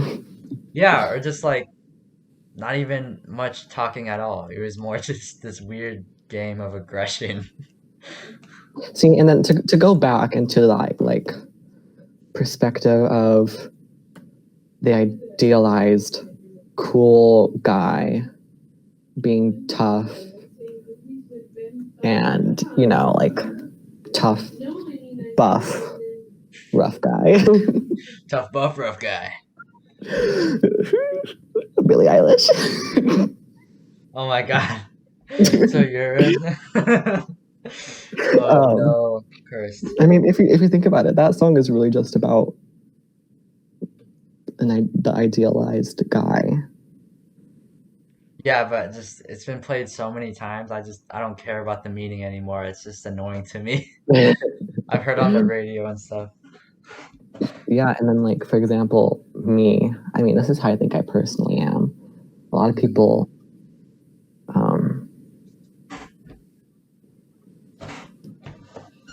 What was I gonna say? Oh, What was I you. gonna- Oh, I remember. A lot of people think that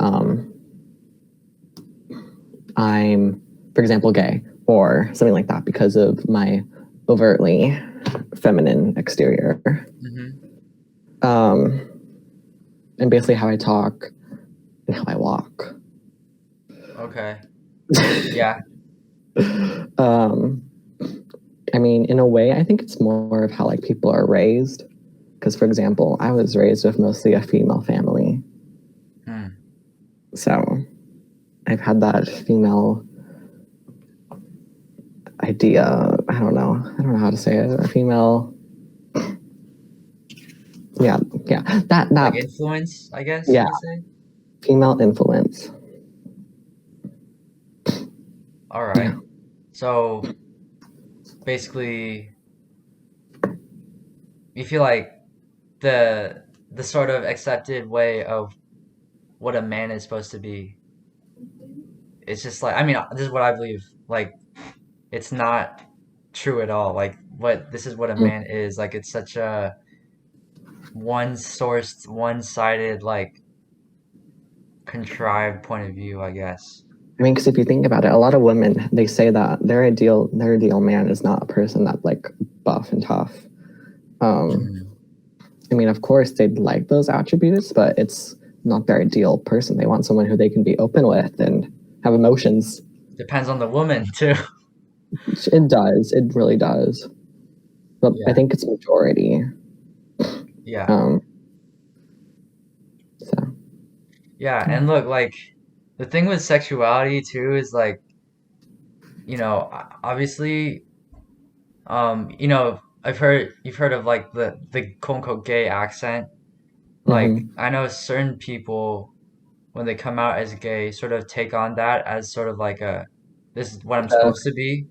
The yes, Yeah, queen. yeah. And I Yeah, think yeah. that comes from like a very weird idea of what it is to be gay, that you have to be like that. Because some people aren't. And some people who are straight are just quote unquote straight, whatever the fuck that means, which is just like opposite sex and that's it. Then yeah. I think there's like two main stereotypes of gay people.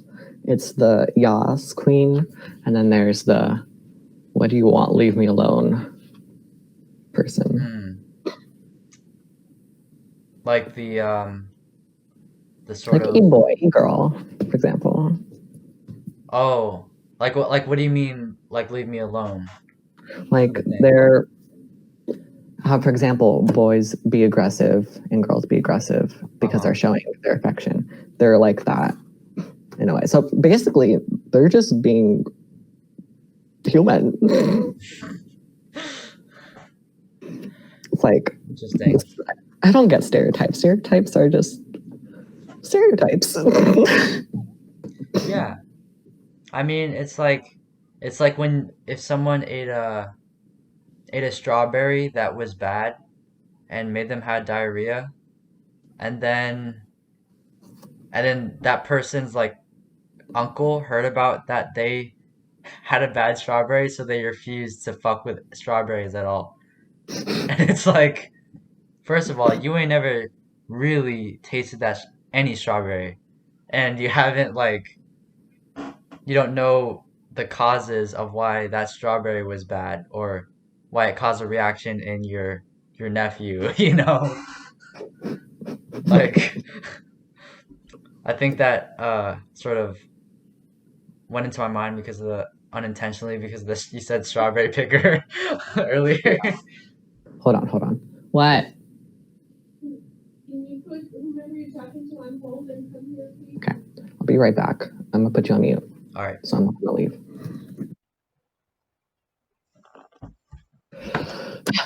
All right. We back? Yes.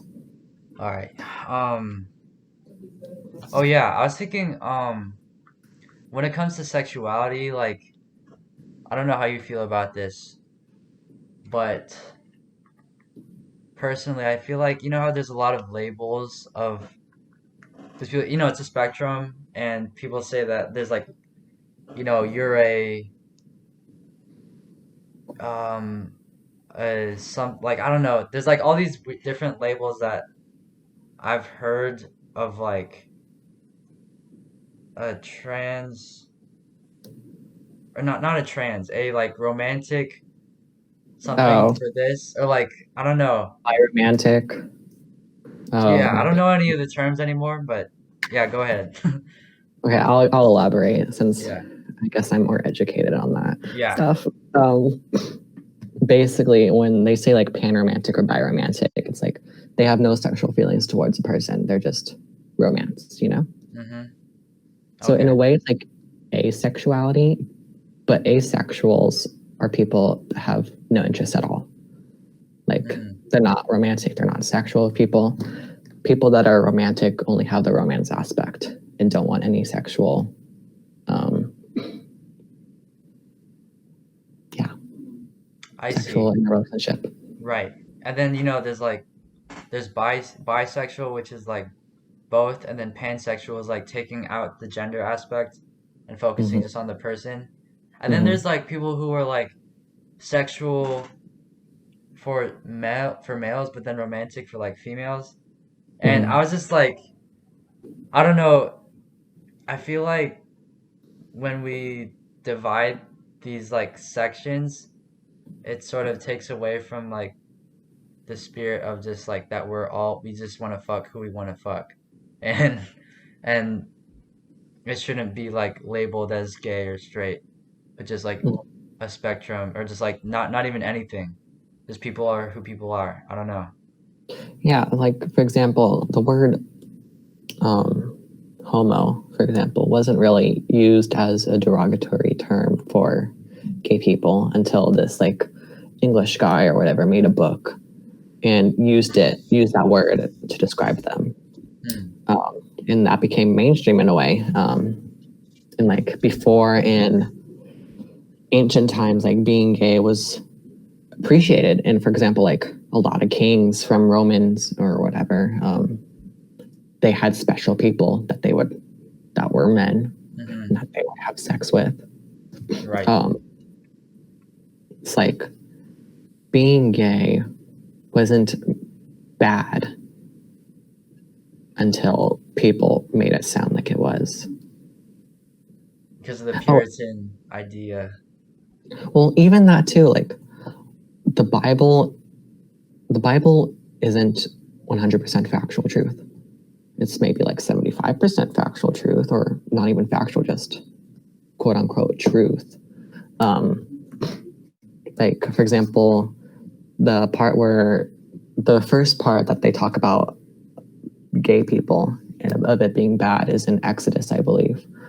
Um, and a lot of theologians that study the Bible, you know, that's their life goal, to study the Bible and understand it. They believe that they weren't actually talking about like gay people, and that it was referencing like pedophiles, because in that section, the people that were in there were trying to rape the angel was it Gabriel? I don't know. It was an angel that they wanted to smash. An angel?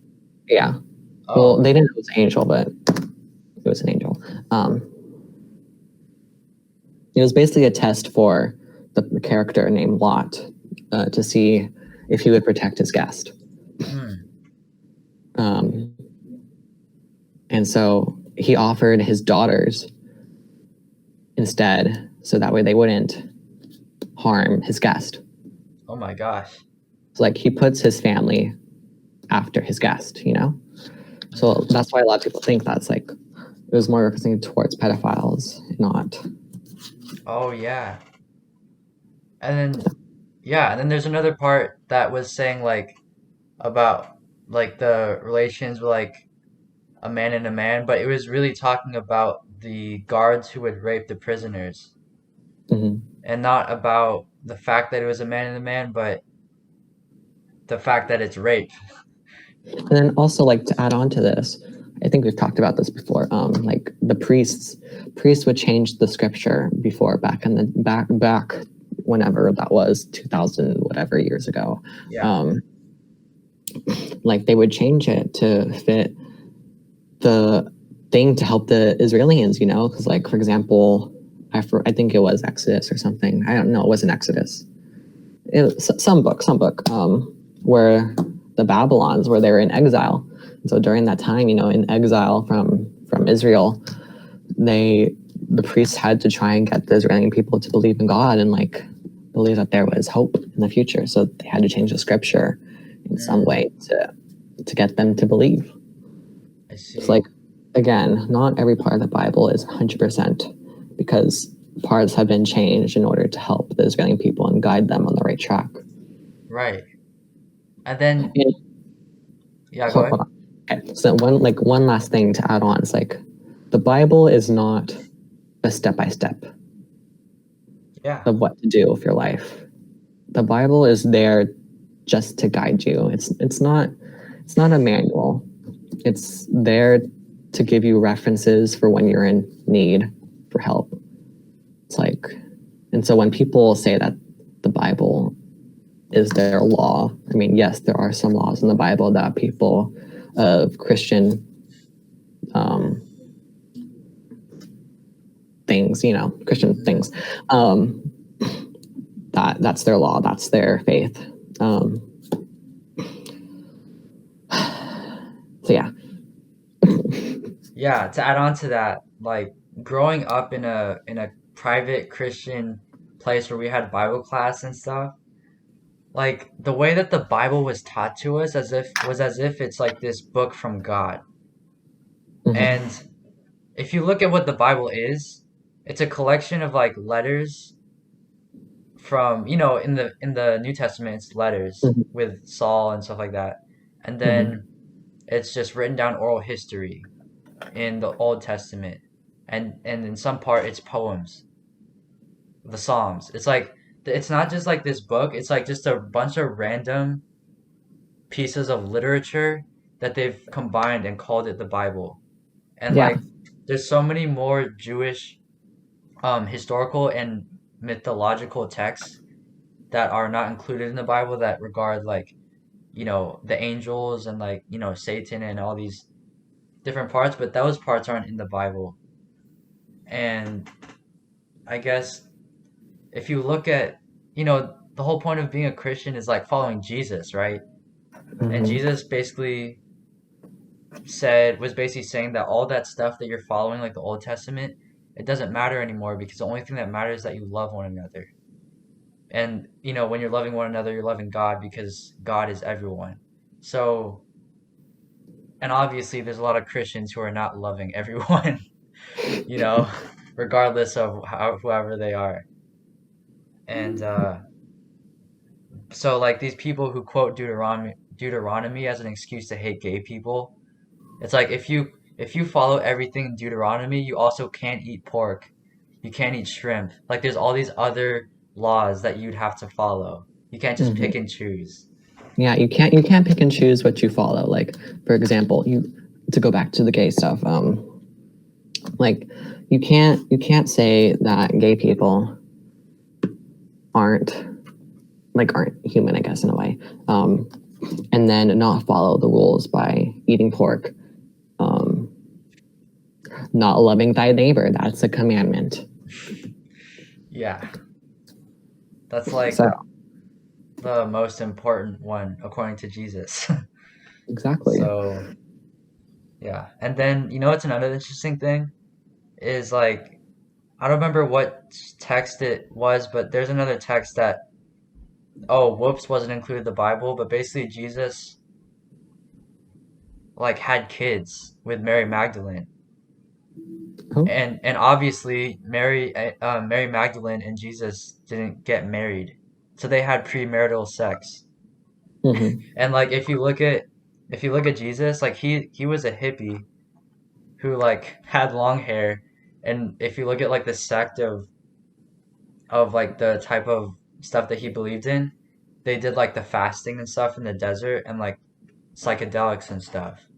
So the way that they talked with God was actually through the use of psychedelics in certain ceremonies and stuff. Christianity was a cult before it was a religion. Yep. Putting that out there. Yep.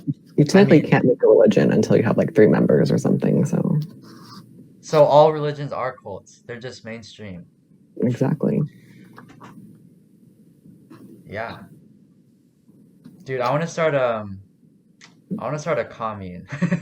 Not a cult, but like because I don't want to do anything religious where like, I make people believe what I believe or anything. Hmm. But I want to have like a commune where basically people just like, do you know what permaculture is? What? Permaculture?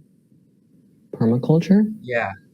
No. Okay. Well, basically, it's a way of growing crops or food in a like mimicking a forest, making Hmm. it so that the plants work with each other and create a food forest. So instead of having to do like this farming stuff where like you have one type of crop in a field and then you have to like water it, plant it, wait for it to grow, and then harvest it. It's always growing because all the bushes and trees work together in harmony. They're feeding each other. Yeah, and it's always producing food, just like the way that forests grow. That's what an ecosystem is. Yeah, but we're making it so it's an ecosystem that also helps us by making it food and stuff, like different trees and shit like that. So it'd be cool to like just find some people who'd like want to just do this, basically to get food for free and just like combine money to buy out a huge plot of land and just like make a community, like a village of people, like a commune, you could say, of people who just get their food for free from like a permaculture situation. Hmm. Because actually they're doing this in different areas like China and stuff and the Middle East where in Africa too, where it's like desert, where they're just planting food forests in the desert and it brings like running water back into the area. I don't know how it does, but magically, like, I guess when you just take care of nature, like the earth will make sure that it flourishes. Well, in scientific ways, uh, technically, if we're doing scientifically, Yeah, Africa used to be lush. uh-huh, Well, every desert place used to be lush. right. But because of global warming, for example, and basically the patterns of the sun and the earth intertwining with each other caused that area to become desolate. And so there's still water in Africa, like in the Sahara, for example. It's just underground. Hmm. So when they create stuff that supports the water, it like rises up. That's how oases are created. For example, like Oh, the movement of the earth, like the water is brought up to the surface and it's brought down into a specific area, and because of that, life is created. that's really interesting. Because, like, um, I guess science and like spirituality aren't opposing necessarily. Like, if you look at my brother showed me this thing where basically America is the only, or America and a couple other like Western places are the only places where religion and spirituality are not, are opposite of science. Like you believe in either or. In like places all across the world, it's like it's both. Hmm. And like we're in the fucking place where it's like, oh, global warming isn't, or like climate change isn't real. God's taking care of it. It's like we're like the only place that's like that. I don't know why. We're messing it up for everybody else. Yeah. That's why they make fun of us. Yeah. And then like people say, "Oh, well, China has like a lot more carbon emissions." It's like, well, why do you think that they have so much carbon emissions? Because we're manufacturing all of our consumerism shit in China, that their factories are producing all of this shit. And so Mhm. like anyway,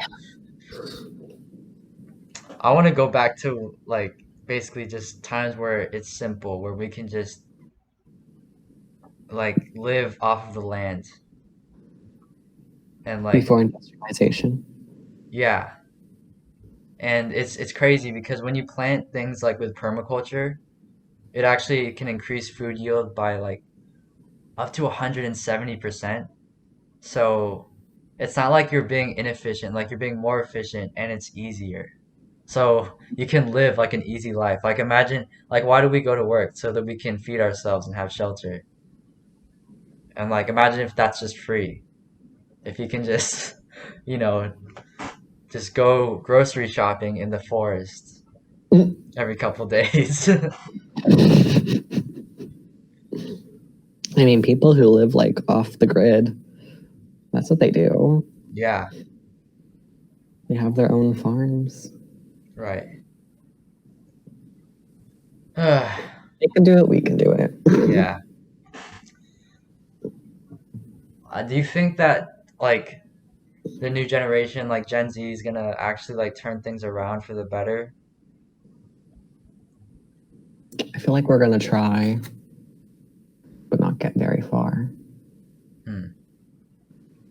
I feel like it's kind of up to like we're the generation that brought awareness, you know? Like we made it aware. We brought it to light of the problems that humanity caused. I feel like it's more now up to, for example, the new Gen Alpha, and the gen after that one Hmm. to get better. Here's the way that oh yeah, that's interesting because basically, um, you're saying like the ones that are born like during COVID right now are the Mhm. ones that are gonna have to like change the shit, the COVID babies. They had a traumatic childhood, so yeah, they should. Dude, that's crazy because they've grown up in a time where they're with their parents all the time. Oh, they're gonna be so needy. Yeah, they're gonna be some needy little bitches. Little brat. We're gonna be like old heads being like, oh, these fucking bitches. Like, I don't know. Instead of saying all these millennials will be like, whatever the fuck they're gonna Be be the new called. boomers. Fucking COVID babies. Yeah. Um, I guess the way that I see it is that like millennials are the ones who sort of like started being like, oh, we care about all these things. But I feel like millennials are also more like, go out there and vote. But Gen Mhm. Z is more like jaded. And so instead of like, oh, we have to vote for things, it's like, it's just like, fuck it, you know? It's like we have a different mentality where it's like, we don't care anymore. We just gotta change things. Mhm. I feel like that could be like better for change. Fuck the system. Yeah, exactly. Right, but how did you do it? Did that hurt? No. I'm addicted to it. Bro, double Oh my god. glasses of the You're- same glasses. You won't be four eyes anymore. You'll be eight eyes. Do you have good eyesight? I think so. Okay. I think it's 2020. I 2020 vision. You gonna hit me with precision. I don't think that vision is something that's what is that called? Hereditary. In the same way that I don't think that like body types are hereditary. And like, Mhm. obviously science is like, no, what the fuck? That's not how it works. Or that is how it works. But here's like my logic. if you have two parents who like are obese and live very like stationary lifestyles and like I don't know, let's say go to Burger King all the time, then of course they're gonna be overweight and not healthy. And if they have a child, they're gonna feed them the same things because that child doesn't have control over what he eats. Hmm. So he'll have the same body type. But if that kid somehow was in a home where they were like health freaks, then of course he would have the body type of the parents who are health freaks.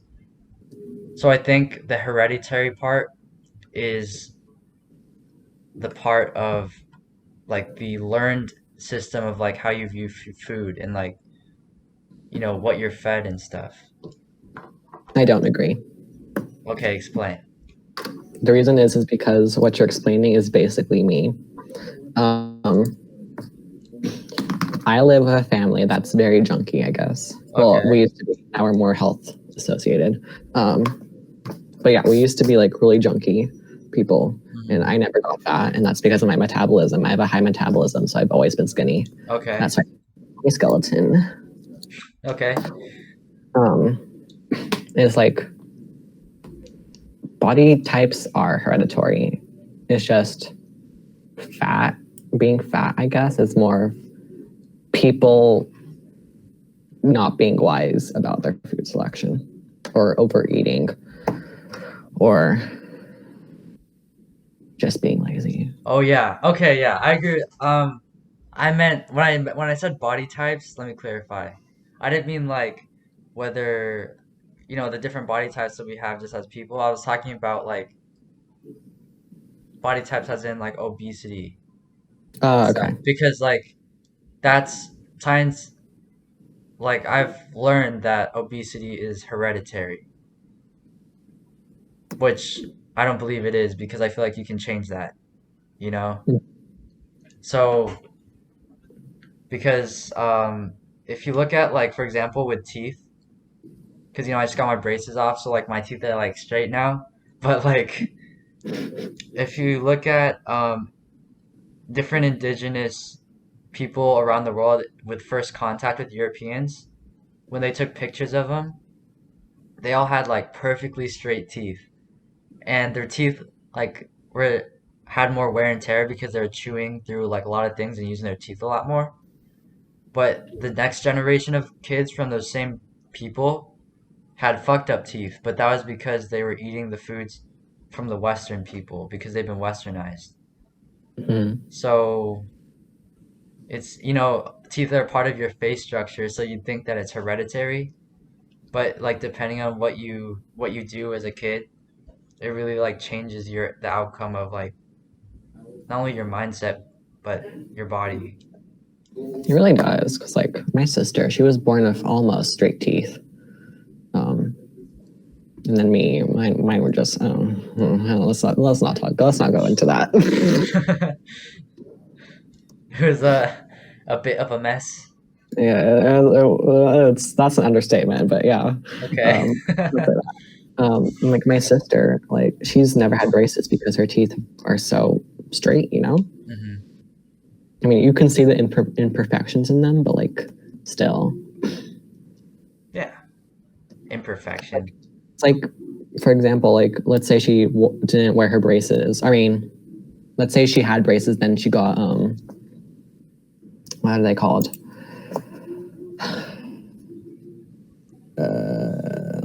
What's the thing that you put in your mouth after you get braces? Retainers? Yeah, that. Yeah. Like, let's say she had a retainer and she just never wore it for a while. Like, that's basically what her teeth look like. Okay. So just like natural then? Yeah. Yeah. That's sort of just like the weird things that we do cosmetically that we're told is what's good. Like teeth whitening. Like who said that teeth are supposed to be white? Like look at an animal, their teeth are yellow and it's fine. Teeth are naturally yellow, like a very pale yellow. Yeah. It's just so weird. We spend money on this. Yeah, go ahead. Sorry, I'm No, interrupting. it's okay. I was interrupting you. Um, like for example, my teeth are like have always been really yellow, but recently I've been like brushing my teeth with this toothpaste. Okay. Kind of works, to be honest, and like my teeth now are kind of white, and I'm like, oh my god, what's this? What's the toothpaste brand? Not a sponsor, but please sponsor us. It's Crest. But like, see, okay, I always used Crest, but we used to buy the white, like regular Crest thing. But like that never worked. But now we have this like new one. It's kind of working. I'm kind of liking it. What kind of witchcraft is this? Yeah, what kind of witchcraft is this? The crest didn't work before, but now it's working. What is this? What are they putting in this shit? It's too strong. For real. It's like they actually now made toothpaste that actually makes your teeth white. That's what they've been doing instead of trying to cure cancer. God. That's what the scientists are up to. Let's not get into that. So I was about to say something, but I was like, oh, that's gonna be a whole another can of worms. Oh, it's all right. I love cans of worms. Okay, I'll open mine for you. So for example, like with cancer, there's like been so many things with people saying that they like created a cure for it, but then all of a sudden it just mysteriously disappears. Yes. Oh my God. Go ahead. And it's like a lot of people say that's because of pharmaceuticals companies wanting to make money off of medicine. So they don't want the cure to come out, so that way they can keep making money. Dude, I saw a YouTube video like last year, and I think it's still up. But basically, it's about this cure for cancer that's a specific type of T cell. And it basically, when they weren't trying to make a cure for cancer, they're trying to cure this disease. And this T cell fought off that disease, but then it failed in this. Oh no, it failed to fight off of something else, but it fought off all the cancer cells or something. And so they're like, what? So they ran it against all these cancer cells, and it killed all the cancer cells, but it left the normal cells healthy. And so they're like, okay, this is the perfect cure, right? It's in a YouTube video, and I'm like, oh shit, cancer has been cured.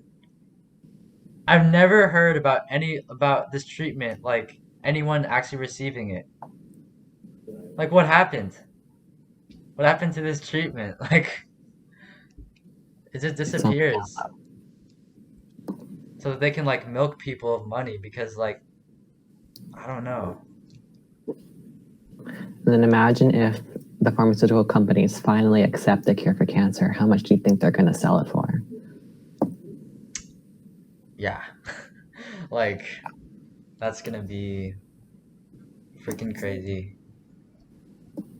And it sucks too because like even just not even the pharmaceutical company, but the hospitals themselves, if you look at how much they sell just healthcare for, like an IV bag, they basically like price everything like times 5 of what they pay for. Or like not even times 5, like times like way too much. And so like obviously the nurses and doctors need to be paid, but the prices that they put care like medical healthcare at is like way beyond that, and all just goes to the owner of the hospital. Isn't it like $10 per IV bag or something? That's how much it costs, like for the hospital. I don't know. Wait, what? I'm saying is $10 an IV bag how much it costs for the hospital, or how much it costs For an IV bag, for you to pay for it? You know what I'm for saying? you to pay for it. Okay, yeah. Because I saw something with like an IV bag, and basically the hospitals get like IV bags for like 5 cents or something. So like 5 cents compared to like $10. It's like, I don't know. It's deceitful. I say. It's blasphemy. It's sickening. It's sickening. I don't like that. Lock them apples. Them some rotten apples. Dude, I like doing like these weird English like accents and stuff. I wonder if English people like doing like weird American Oh, accents. they do. They do. I know they do. How could they Because, not? for example, oh my god, stop texting me. Stop Dang, me. they've blown up your phone? Sure. Nobody texts me. It's just my cousin saying goodnight. Tell them to shut the fuck up. Okay. Oh, just kidding. What were we talking about? English Oh, okay. accent? Yeah. So like I know they do for sure because the summer of 2017, I think it was 2017 or Okay. 2018. I think it's 2018 or 2017. I worked with this British artist called Lucy Sparrow, and she had this shop in downtown. And her manager had brought her kids with her, and like they were mimicking me so well. I was like, oh my god, you literally sound so American. And then I tried doing a British accent, and they're like, no. Give me your best British accent right now. Okay. Give me a sentence. All right. My glasses are broken and I need to go to the store. That's kind of hard. Um,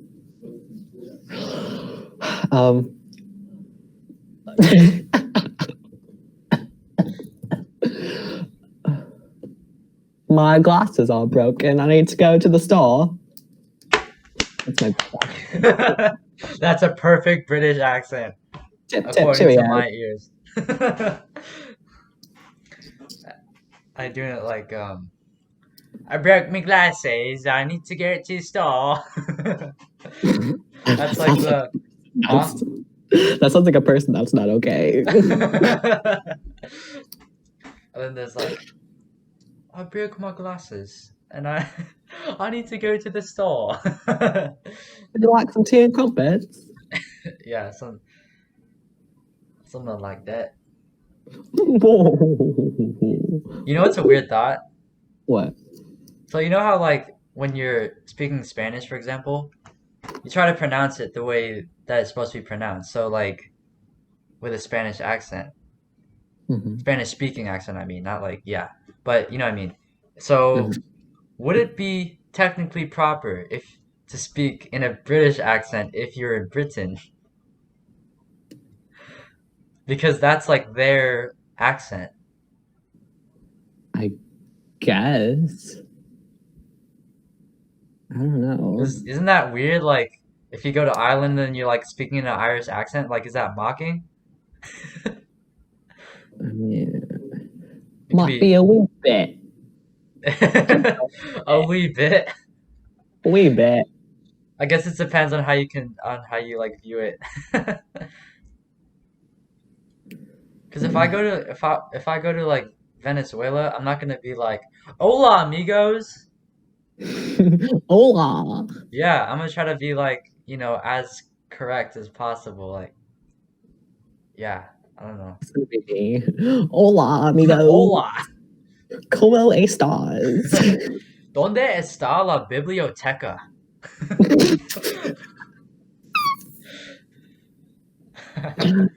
That's funny. Sentence we've all learned and heard too many times. I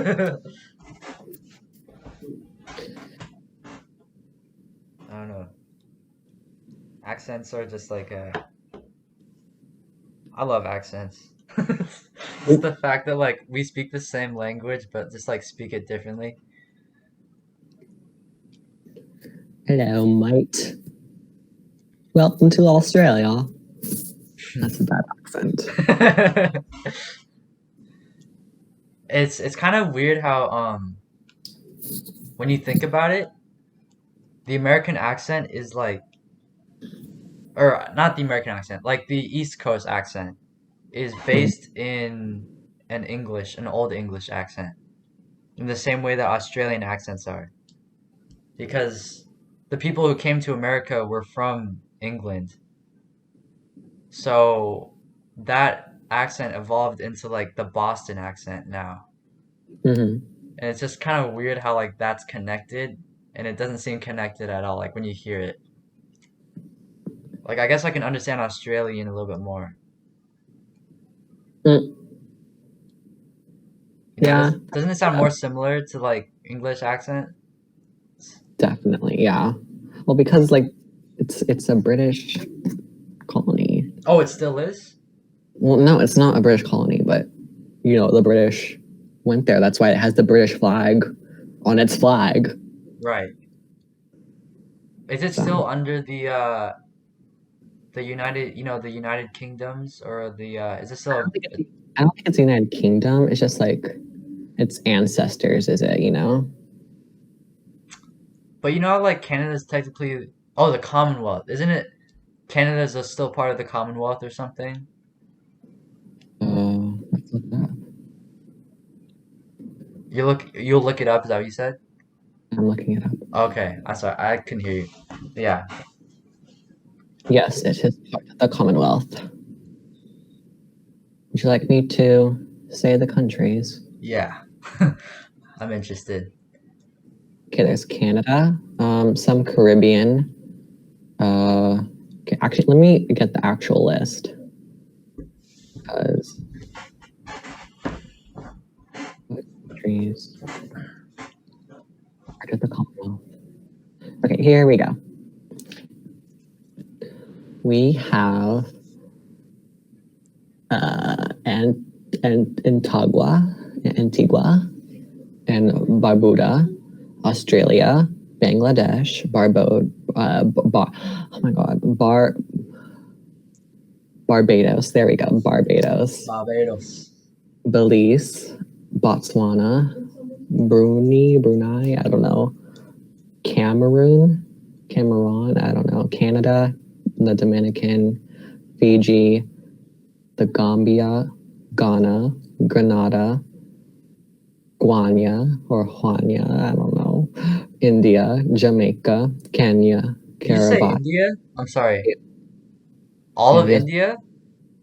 yeah, Oh my gosh. Kenya, Kiribati, Lesotho, Malawi, Malaysia, Malta, Mauritius, Mozambique, Nambia, Naruto, New Zealand, Nigeria, Pakistan, Papua New Guinea, Republic of Cyprus, Iran. Okay, this is a lot. And then blah blah blah blah. United Kingdom. Wow. Dude, that is insane. You know how big the England is Hmm. as a country? It's so tiny. Hmm. And like they just fucking colonize all these people just because they didn't have spices there. Because they wanted some spices, bro. Like, that's why like, they sent explorers because they wanted to find spices so that they could like trade it and stuff and get like good food. There's a total of 11 states that are bigger than the UK. In the United States? Yeah. Wow. It's California, Oregon, Nevada, Arizona, New Mexico. Which one is that? Colorado, Wyoming, Montana, Texas, Michigan, and Alaska. Wow, those are like the biggest states in the United States, basically. That's interesting because it's like the West Coast and also like the The middle. northern West. It's basically all of the Pacific coast and the west, so the Rocky Mountains, and then like part of the Great Plains being Texas, and then part of the Midwest, which is Michigan. Oh, and then up north, which is Alaska. Yeah. Wow. It's such a weird like I guess it just makes sense with how the United States was formed because it was really tiny at the beginning and then it spread like crazy. So it got Hmm. bigger as it went. But yeah. Um, have you ever been to like how many states have you been to? I don't count when I went to New York when I was like 3 years old because all I remember is sitting on my dad's shoulder and staring at a tree. What? Yeah. Okay. You didn't So, do anything there other than well, I that? think I remember, like looking at the Statue of Liberty on my dad's shoulder, but I don't count it because I barely remember it. So Okay. I've only been to like I've only been to California and then some of the provinces in Mexico. Cool. Do you have family in Mexico that you visit? Hmm. Do you have like a big family? I have a huge family, too many to count. Because I mean, I don't know if you know, but like Filipino families are just like I've only been to the Philippines once when I was super little. I don't remember any of it. But like I have more cousins than I can actually count, and I don't know like most of them. For real, I feel that's so hard. Literally, um, what was I gonna say? Like I Cousins. like some white people. They say, "Oh yeah, I have a lot of cousins. I have 27." And like, I Bitch, have, please. yeah, I'm like, what? That's so little. Oh my I'm God. over 50. Shoot. You know that you have a lot of cousins when you literally like it's not even within the the double digits. Basically, you can't even count. Literally, I don't get it. Apparently, I'm an uncle to some in Mexico, even though they're not any of my sister's children. Wait. So I think Mexico has different laws regarding that. So apparently, I am their uncle. Oh, my phone buzz. Sorry. It's okay. Um. So you're an uncle. What is that? What are the laws like? What determines an uncle there then? I really do not know, to be completely honest, but apparently I'm their uncle and they're older than me, like by a lot. They're older than me and my sister. Hmm. So maybe it's like if you have a cousin then, right? Who has a baby? I guess. See, okay, so I'm the youngest of the first generation of cousins in my family. So in it all originates from my grandmother. Um, I guess in a way, on my mom's side. This is on my mom's side. Okay. Like I guess we kind of base it off of my grandmother. Like she's the origin. And then from there, she had 10 children. We're not going to count any of the step or like the half children. I mean, no, we're going to count the half children because most of them are half children. The step children that she got from different marriages because Okay. I don't know them or any of them, and my mom doesn't even know who they are. So yeah, she had 10 children. That my mom's the youngest, and then they all had children, and then I'm the youngest of all those cousins. And so most of my first cousins' children are my age, but are my second cousins. Oh. Yeah. So like your age are just like in the range, you know? In the range. And then some are like, for example, the oldest sibling, um, her children had children, had children. So technically, like her third set of like her grandchildren are like maybe a little older than me, maybe like my sister's age. So like her grandchildren are my age, I would say. Dude, don't do ancestry.com. You're gonna find way more way more relatives. I don't want to do ancestry.com. I don't want the government having my DNA. Dude, I did that. I did ancestry.com. It was pretty interesting because, you know, I did it during a time where I was like just trying to find my culture, like any remnants of pre-Hispanic Philippines. Mm-hmm. And yeah, it was pretty interesting. But yeah, so I guess like Your family sounds like sort of similar to mine because A lot of minority families are similar.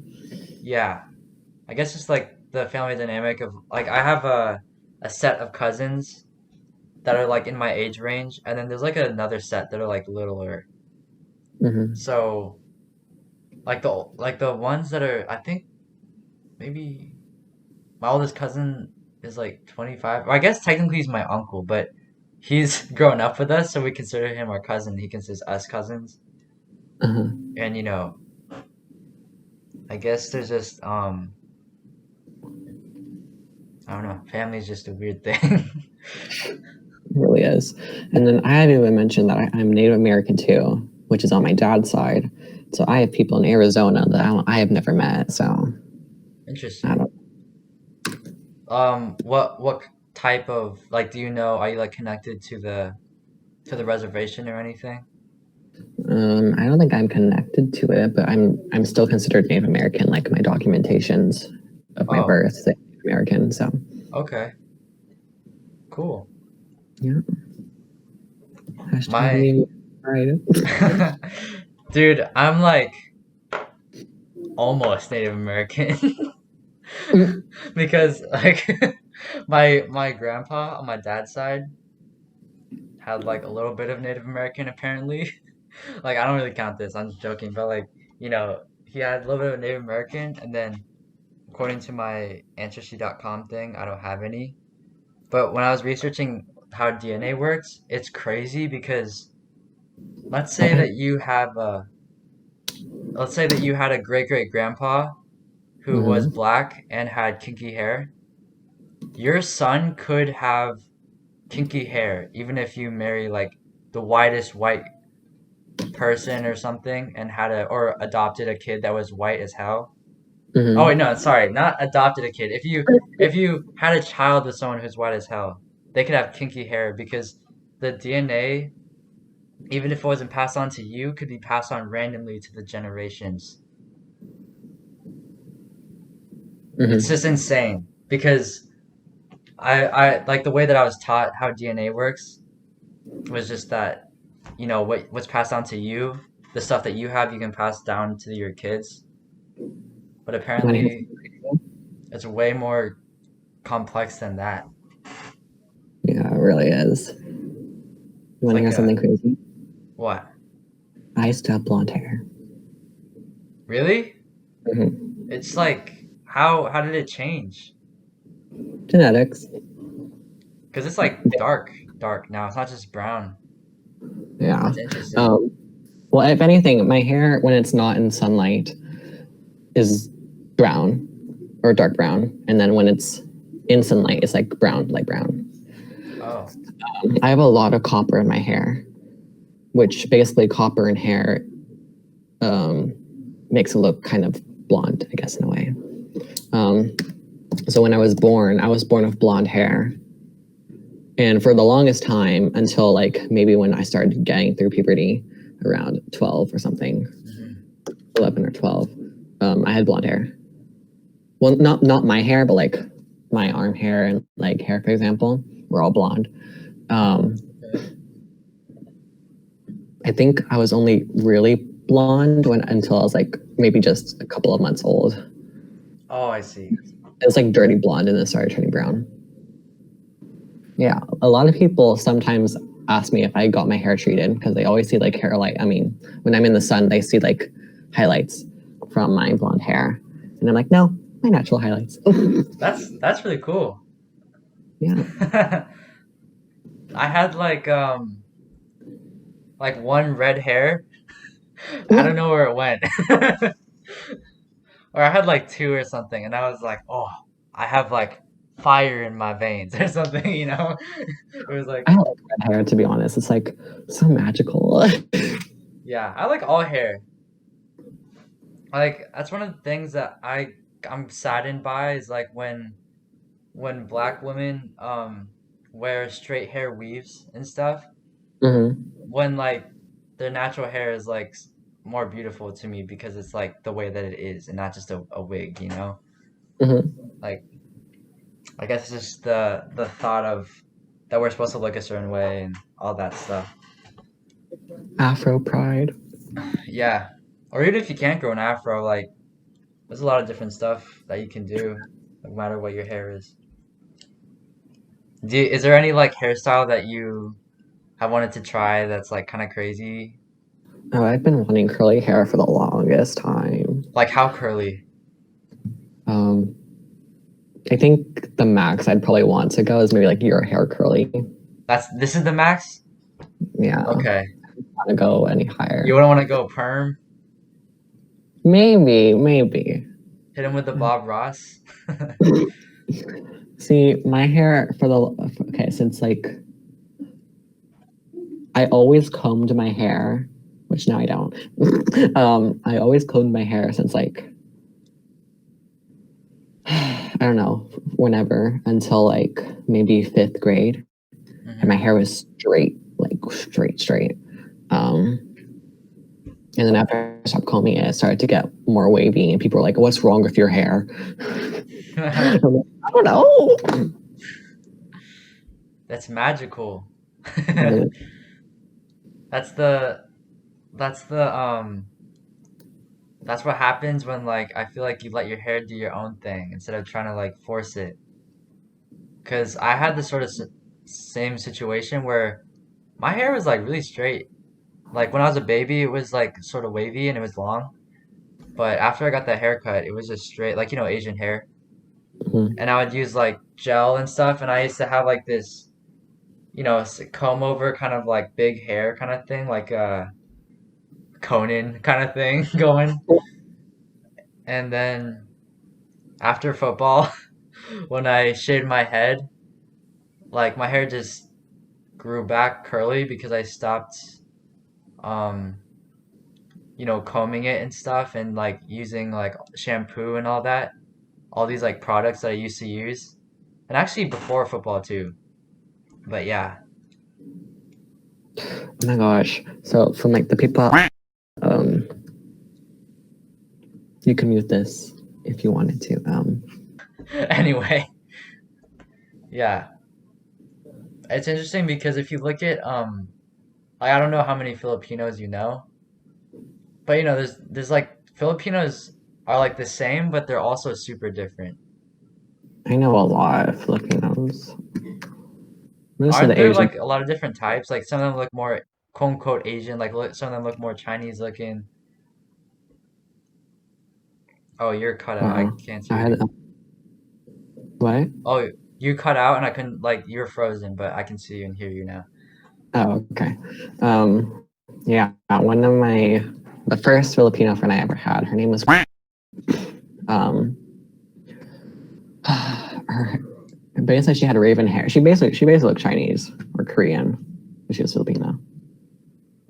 Yeah. So It it's weird like I guess because the Philippines is just like a place where so many different people came through. It's mhm. just weird that this group of islands was sectioned off when really like Indonesia, quote unquote Indonesia and Malaysia was and Philippines was all the same thing basically. It was just like islands, just random ass places. And um, I guess because that's the thing with one of the reasons why Mexicans and different Latino culture is really similar to Filipino culture because we're both basically just like different what am I trying to say?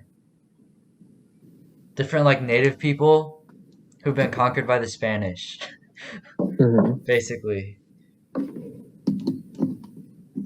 So like I didn't know that before about like Latin America, That Central we were America conquered and by stuff. Spanish.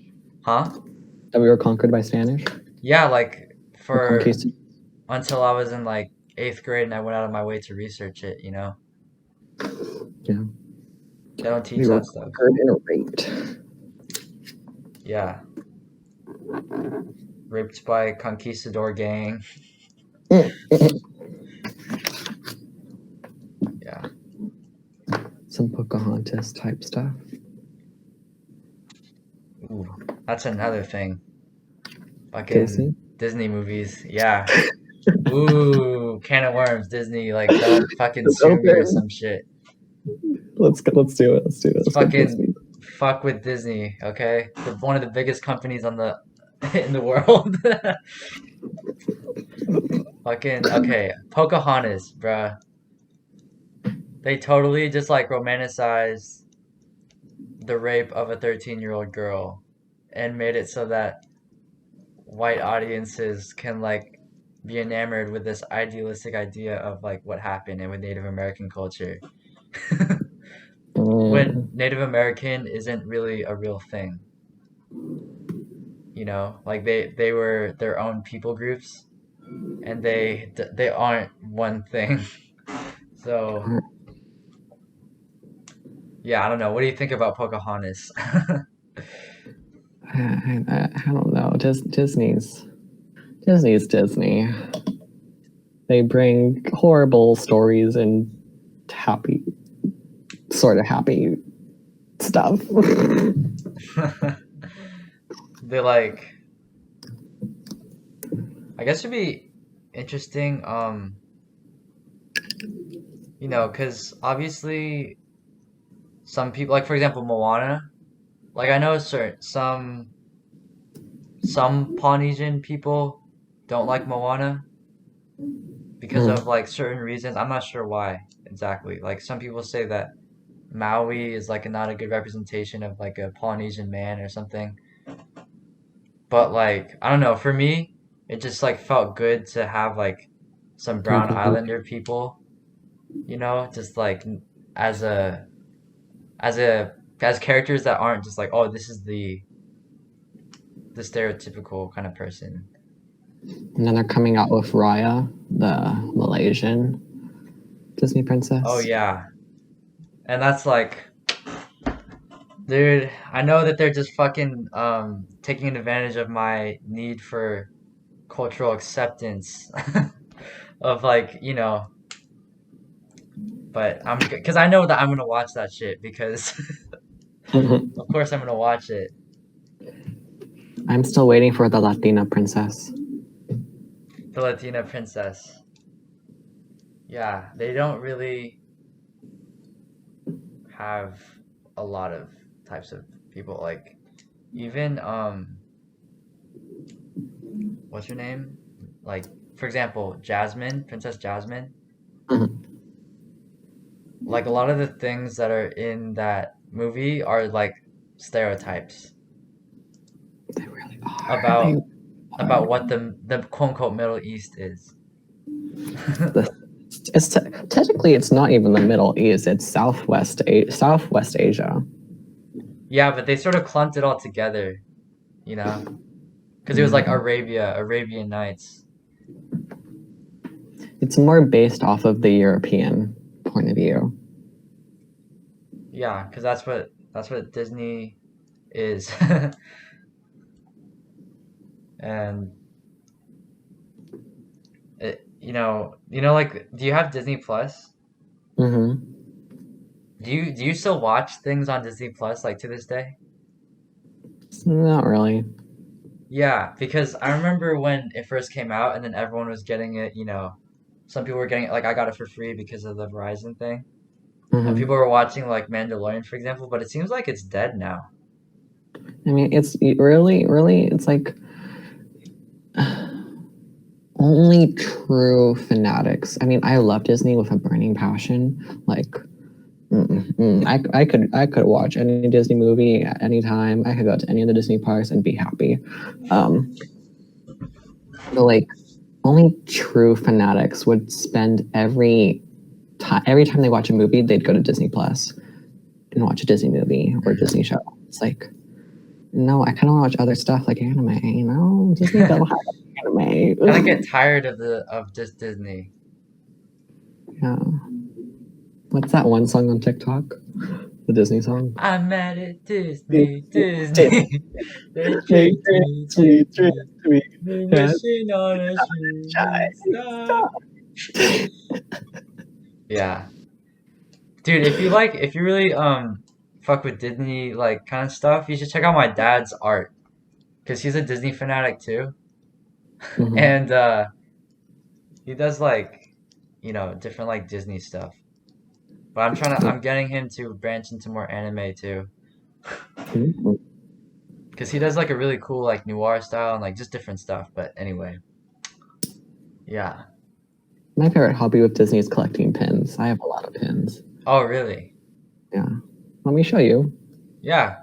Okay, I'll be right back. All right. You can look at your phone.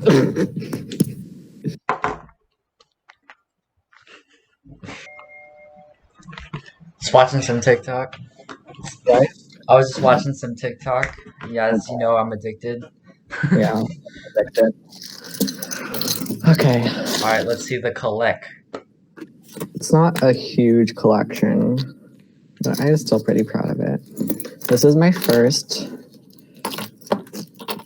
lanyard thing. It's really random and not themed at all. Okay. It's Jack Skellington, the lanyard. One of the first pins I got, I actually lost. So we're not going to show that one because I lost it. What's the second? Okay, these pins came with the lanyard. So there's this one. What's it called? What's name 0? Do you want me to show you all of them, by the way? Whatever you want. Okay. There's the Jack Skellington one. Okay, and then let me just show you all of them. Okay. Then we have the Jessica Rabbit because we stand Jessica. My dad just made a Jessica Rabbit thing, and it's like popping off right now. Really? There's a lot of people buying it. Yeah. Ooh. And then I have this Radiator Springs, like, I don't know, Cars thing. It's pretty cool. Then I have a Thumper. Later on, I'll show you Bambi. He's on the other side. I have a Star Wars Stitch. I don't know what he is. I have another Stitch right below him. I'm addicted to Stitch, if you can't tell. Then I have an Up House that I really like. I don't know if you can see that. That one's like a pretty cool style, like with the brass kind of look. And then I have a Sorcerer Mickey with a hat thing with sparkles in it. Then I have Donald Duck. Oh. Then I have, here's the Bambi. Bambi is my spirit animal. And then we have my first ride-themed pin, which is Matterhorn, my favorite ride. All right. Then we got Pirates of the Caribbean. This one's like real pink, but I don't care. I think I found it somewhere. Or no, I think I bought it. I don't know. Then we have a Piglet. Yeah, it's kind of hard to see. Oh, yeah, I see it. Then we have another Jack Skellington and 0, like a Haunted Mansion type of picture frame thing, you know? Yeah. Okay, that's my first lanyard. Where is my second lanyard? Oh no. How many lanyards do you have? I only have 2. Okay. I don't know where my other lanyard is, but I have like special, like, limited edition ones on that one. All the ones I just showed you weren't limited edition, so. This one I got at, what? So like, I mean, I'm not familiar with any of like the pin collecting stuff. So like, are those only available at Disney like parks and stuff, basically? Yeah, basically. Okay, and they're like limited? Limited editions, they're like only like special theme stuff. Like for example, Mickey's Not So Scary Halloween Party, you know that? Yeah. Yeah, sure. No, I've heard of it, but like I don't know it, you know. So like they have special themed pins for Halloween, and those are only out for, I guess, Halloween, you know, the Halloween season. Oh, it's like a Supreme drop. Yeah, so basically like, here, let me get a limited edition one. Here's when Galaxy's Edge opened. I got this one because when we went to Disneyland at the time, one of the teachers had a park pass and allowed us to use it. to get some of the special ones you can only get with the passes. Wow. So limited editions only have like a specific amount that were produced. For example, this one is 3,000. So in terms of like how many people enter the park per day, which is like 1 million, that's like a little. So there's this Galaxy's Edge one. Nice. Cheesy. I don't know where my other lanyard is, but I'll show you one day. One day. If we ever go to Disneyland together. So. Do you have like a pass? No, I do not. Yeah. One of the things that angers me about Disney is just like how fucking greedy they are, man. Just like how expensive the tickets are. Like, come on. They're so expensive. Oh, and then one of my favorites, Walt Disney with Mickey. That's pretty cool. That's it. Oh, and then I have this one from, I don't know which character this is, but do you know Ghirardelli, right? Yeah. So on Hollywood Boulevard, they have a Disney Ghirardelli, and so you can get special pins there by ordering the Disney ice cream, and they're limited edition. So I got this one, Huh. and they have That's different ones special. per day, and they're all themed with characters that have ice cream. So that's like So, a yeah. special one. That's cool. Yeah. You know, like when you said Bambi's your spirit animal, it's like you have a emotional connection with the character, or it's just like deer in general. Deers in general, because my family calls me Bambi, so Oh, there you go. they all have animal nicknames. I'm the only one that has a Disney character. My sister's Flamingo, my mom's a panda, my dad's an owl, but I'm a deer, and they call me Bambi. So yeah, Cool. Have you ever like been next to a deer? yeah. Like, how? Hold on, Okay. I have returned. Okay. Yeah. What returned? How have you been next to a deer? I went to this castle called Hearst Castle in California, and they just had random deer roaming around. You know, Oh. we couldn't get too close to them because they were hostile, but Oh. They're about to bite your fingers off or something? yeah, apparently one of them has killed a person because they got too close to it. I don't blame that deer. I can imagine that person was probably like, For real. Imagine that, like being coerced into taking a picture of someone you don't want to take a picture with. yeah, and you're like, fuck you, I'm a deer. Hit you with my horns. Yeah. Fucking humans. Fucking with this rectangle that they always hold in front of us. It's rectangle. Yeah. I got really close to a deer one time because I was walking back from like this, I don't remember, it was like some kind of camp or something from like this field trip, and we went on a zip line. I was walking back to the camp by myself, Hmm. and then this deer was just in front of me, like 5 feet in front of me. It was looking at me, and then I just kept walking, and then it looked, and then it started walking with me, like maybe like 5 feet in front of me, and then every once in a while it would just like look back at me, and it was Hmm. just like chill. That's And cool. I just kept walking, and then at a certain point, it just like looked at me, and then it just like went away. It just like walked away. That's fun. I feel like animals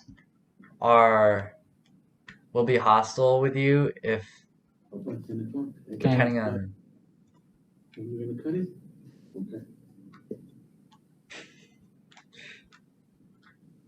Okay. Continue.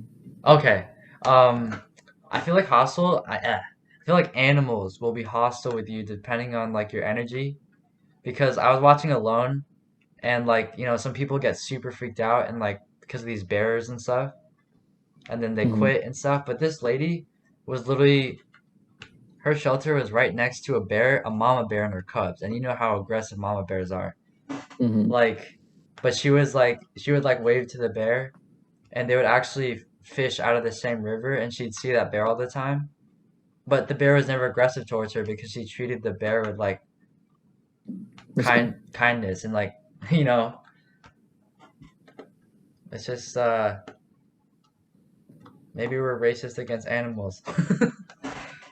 Maybe animalist. Yeah, animalists like you were talking about with BNA. Mm-hmm. Yeah.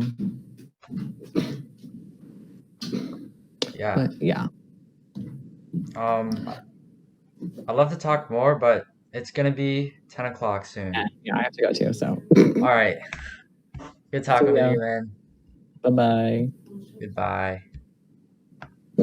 Until the next one.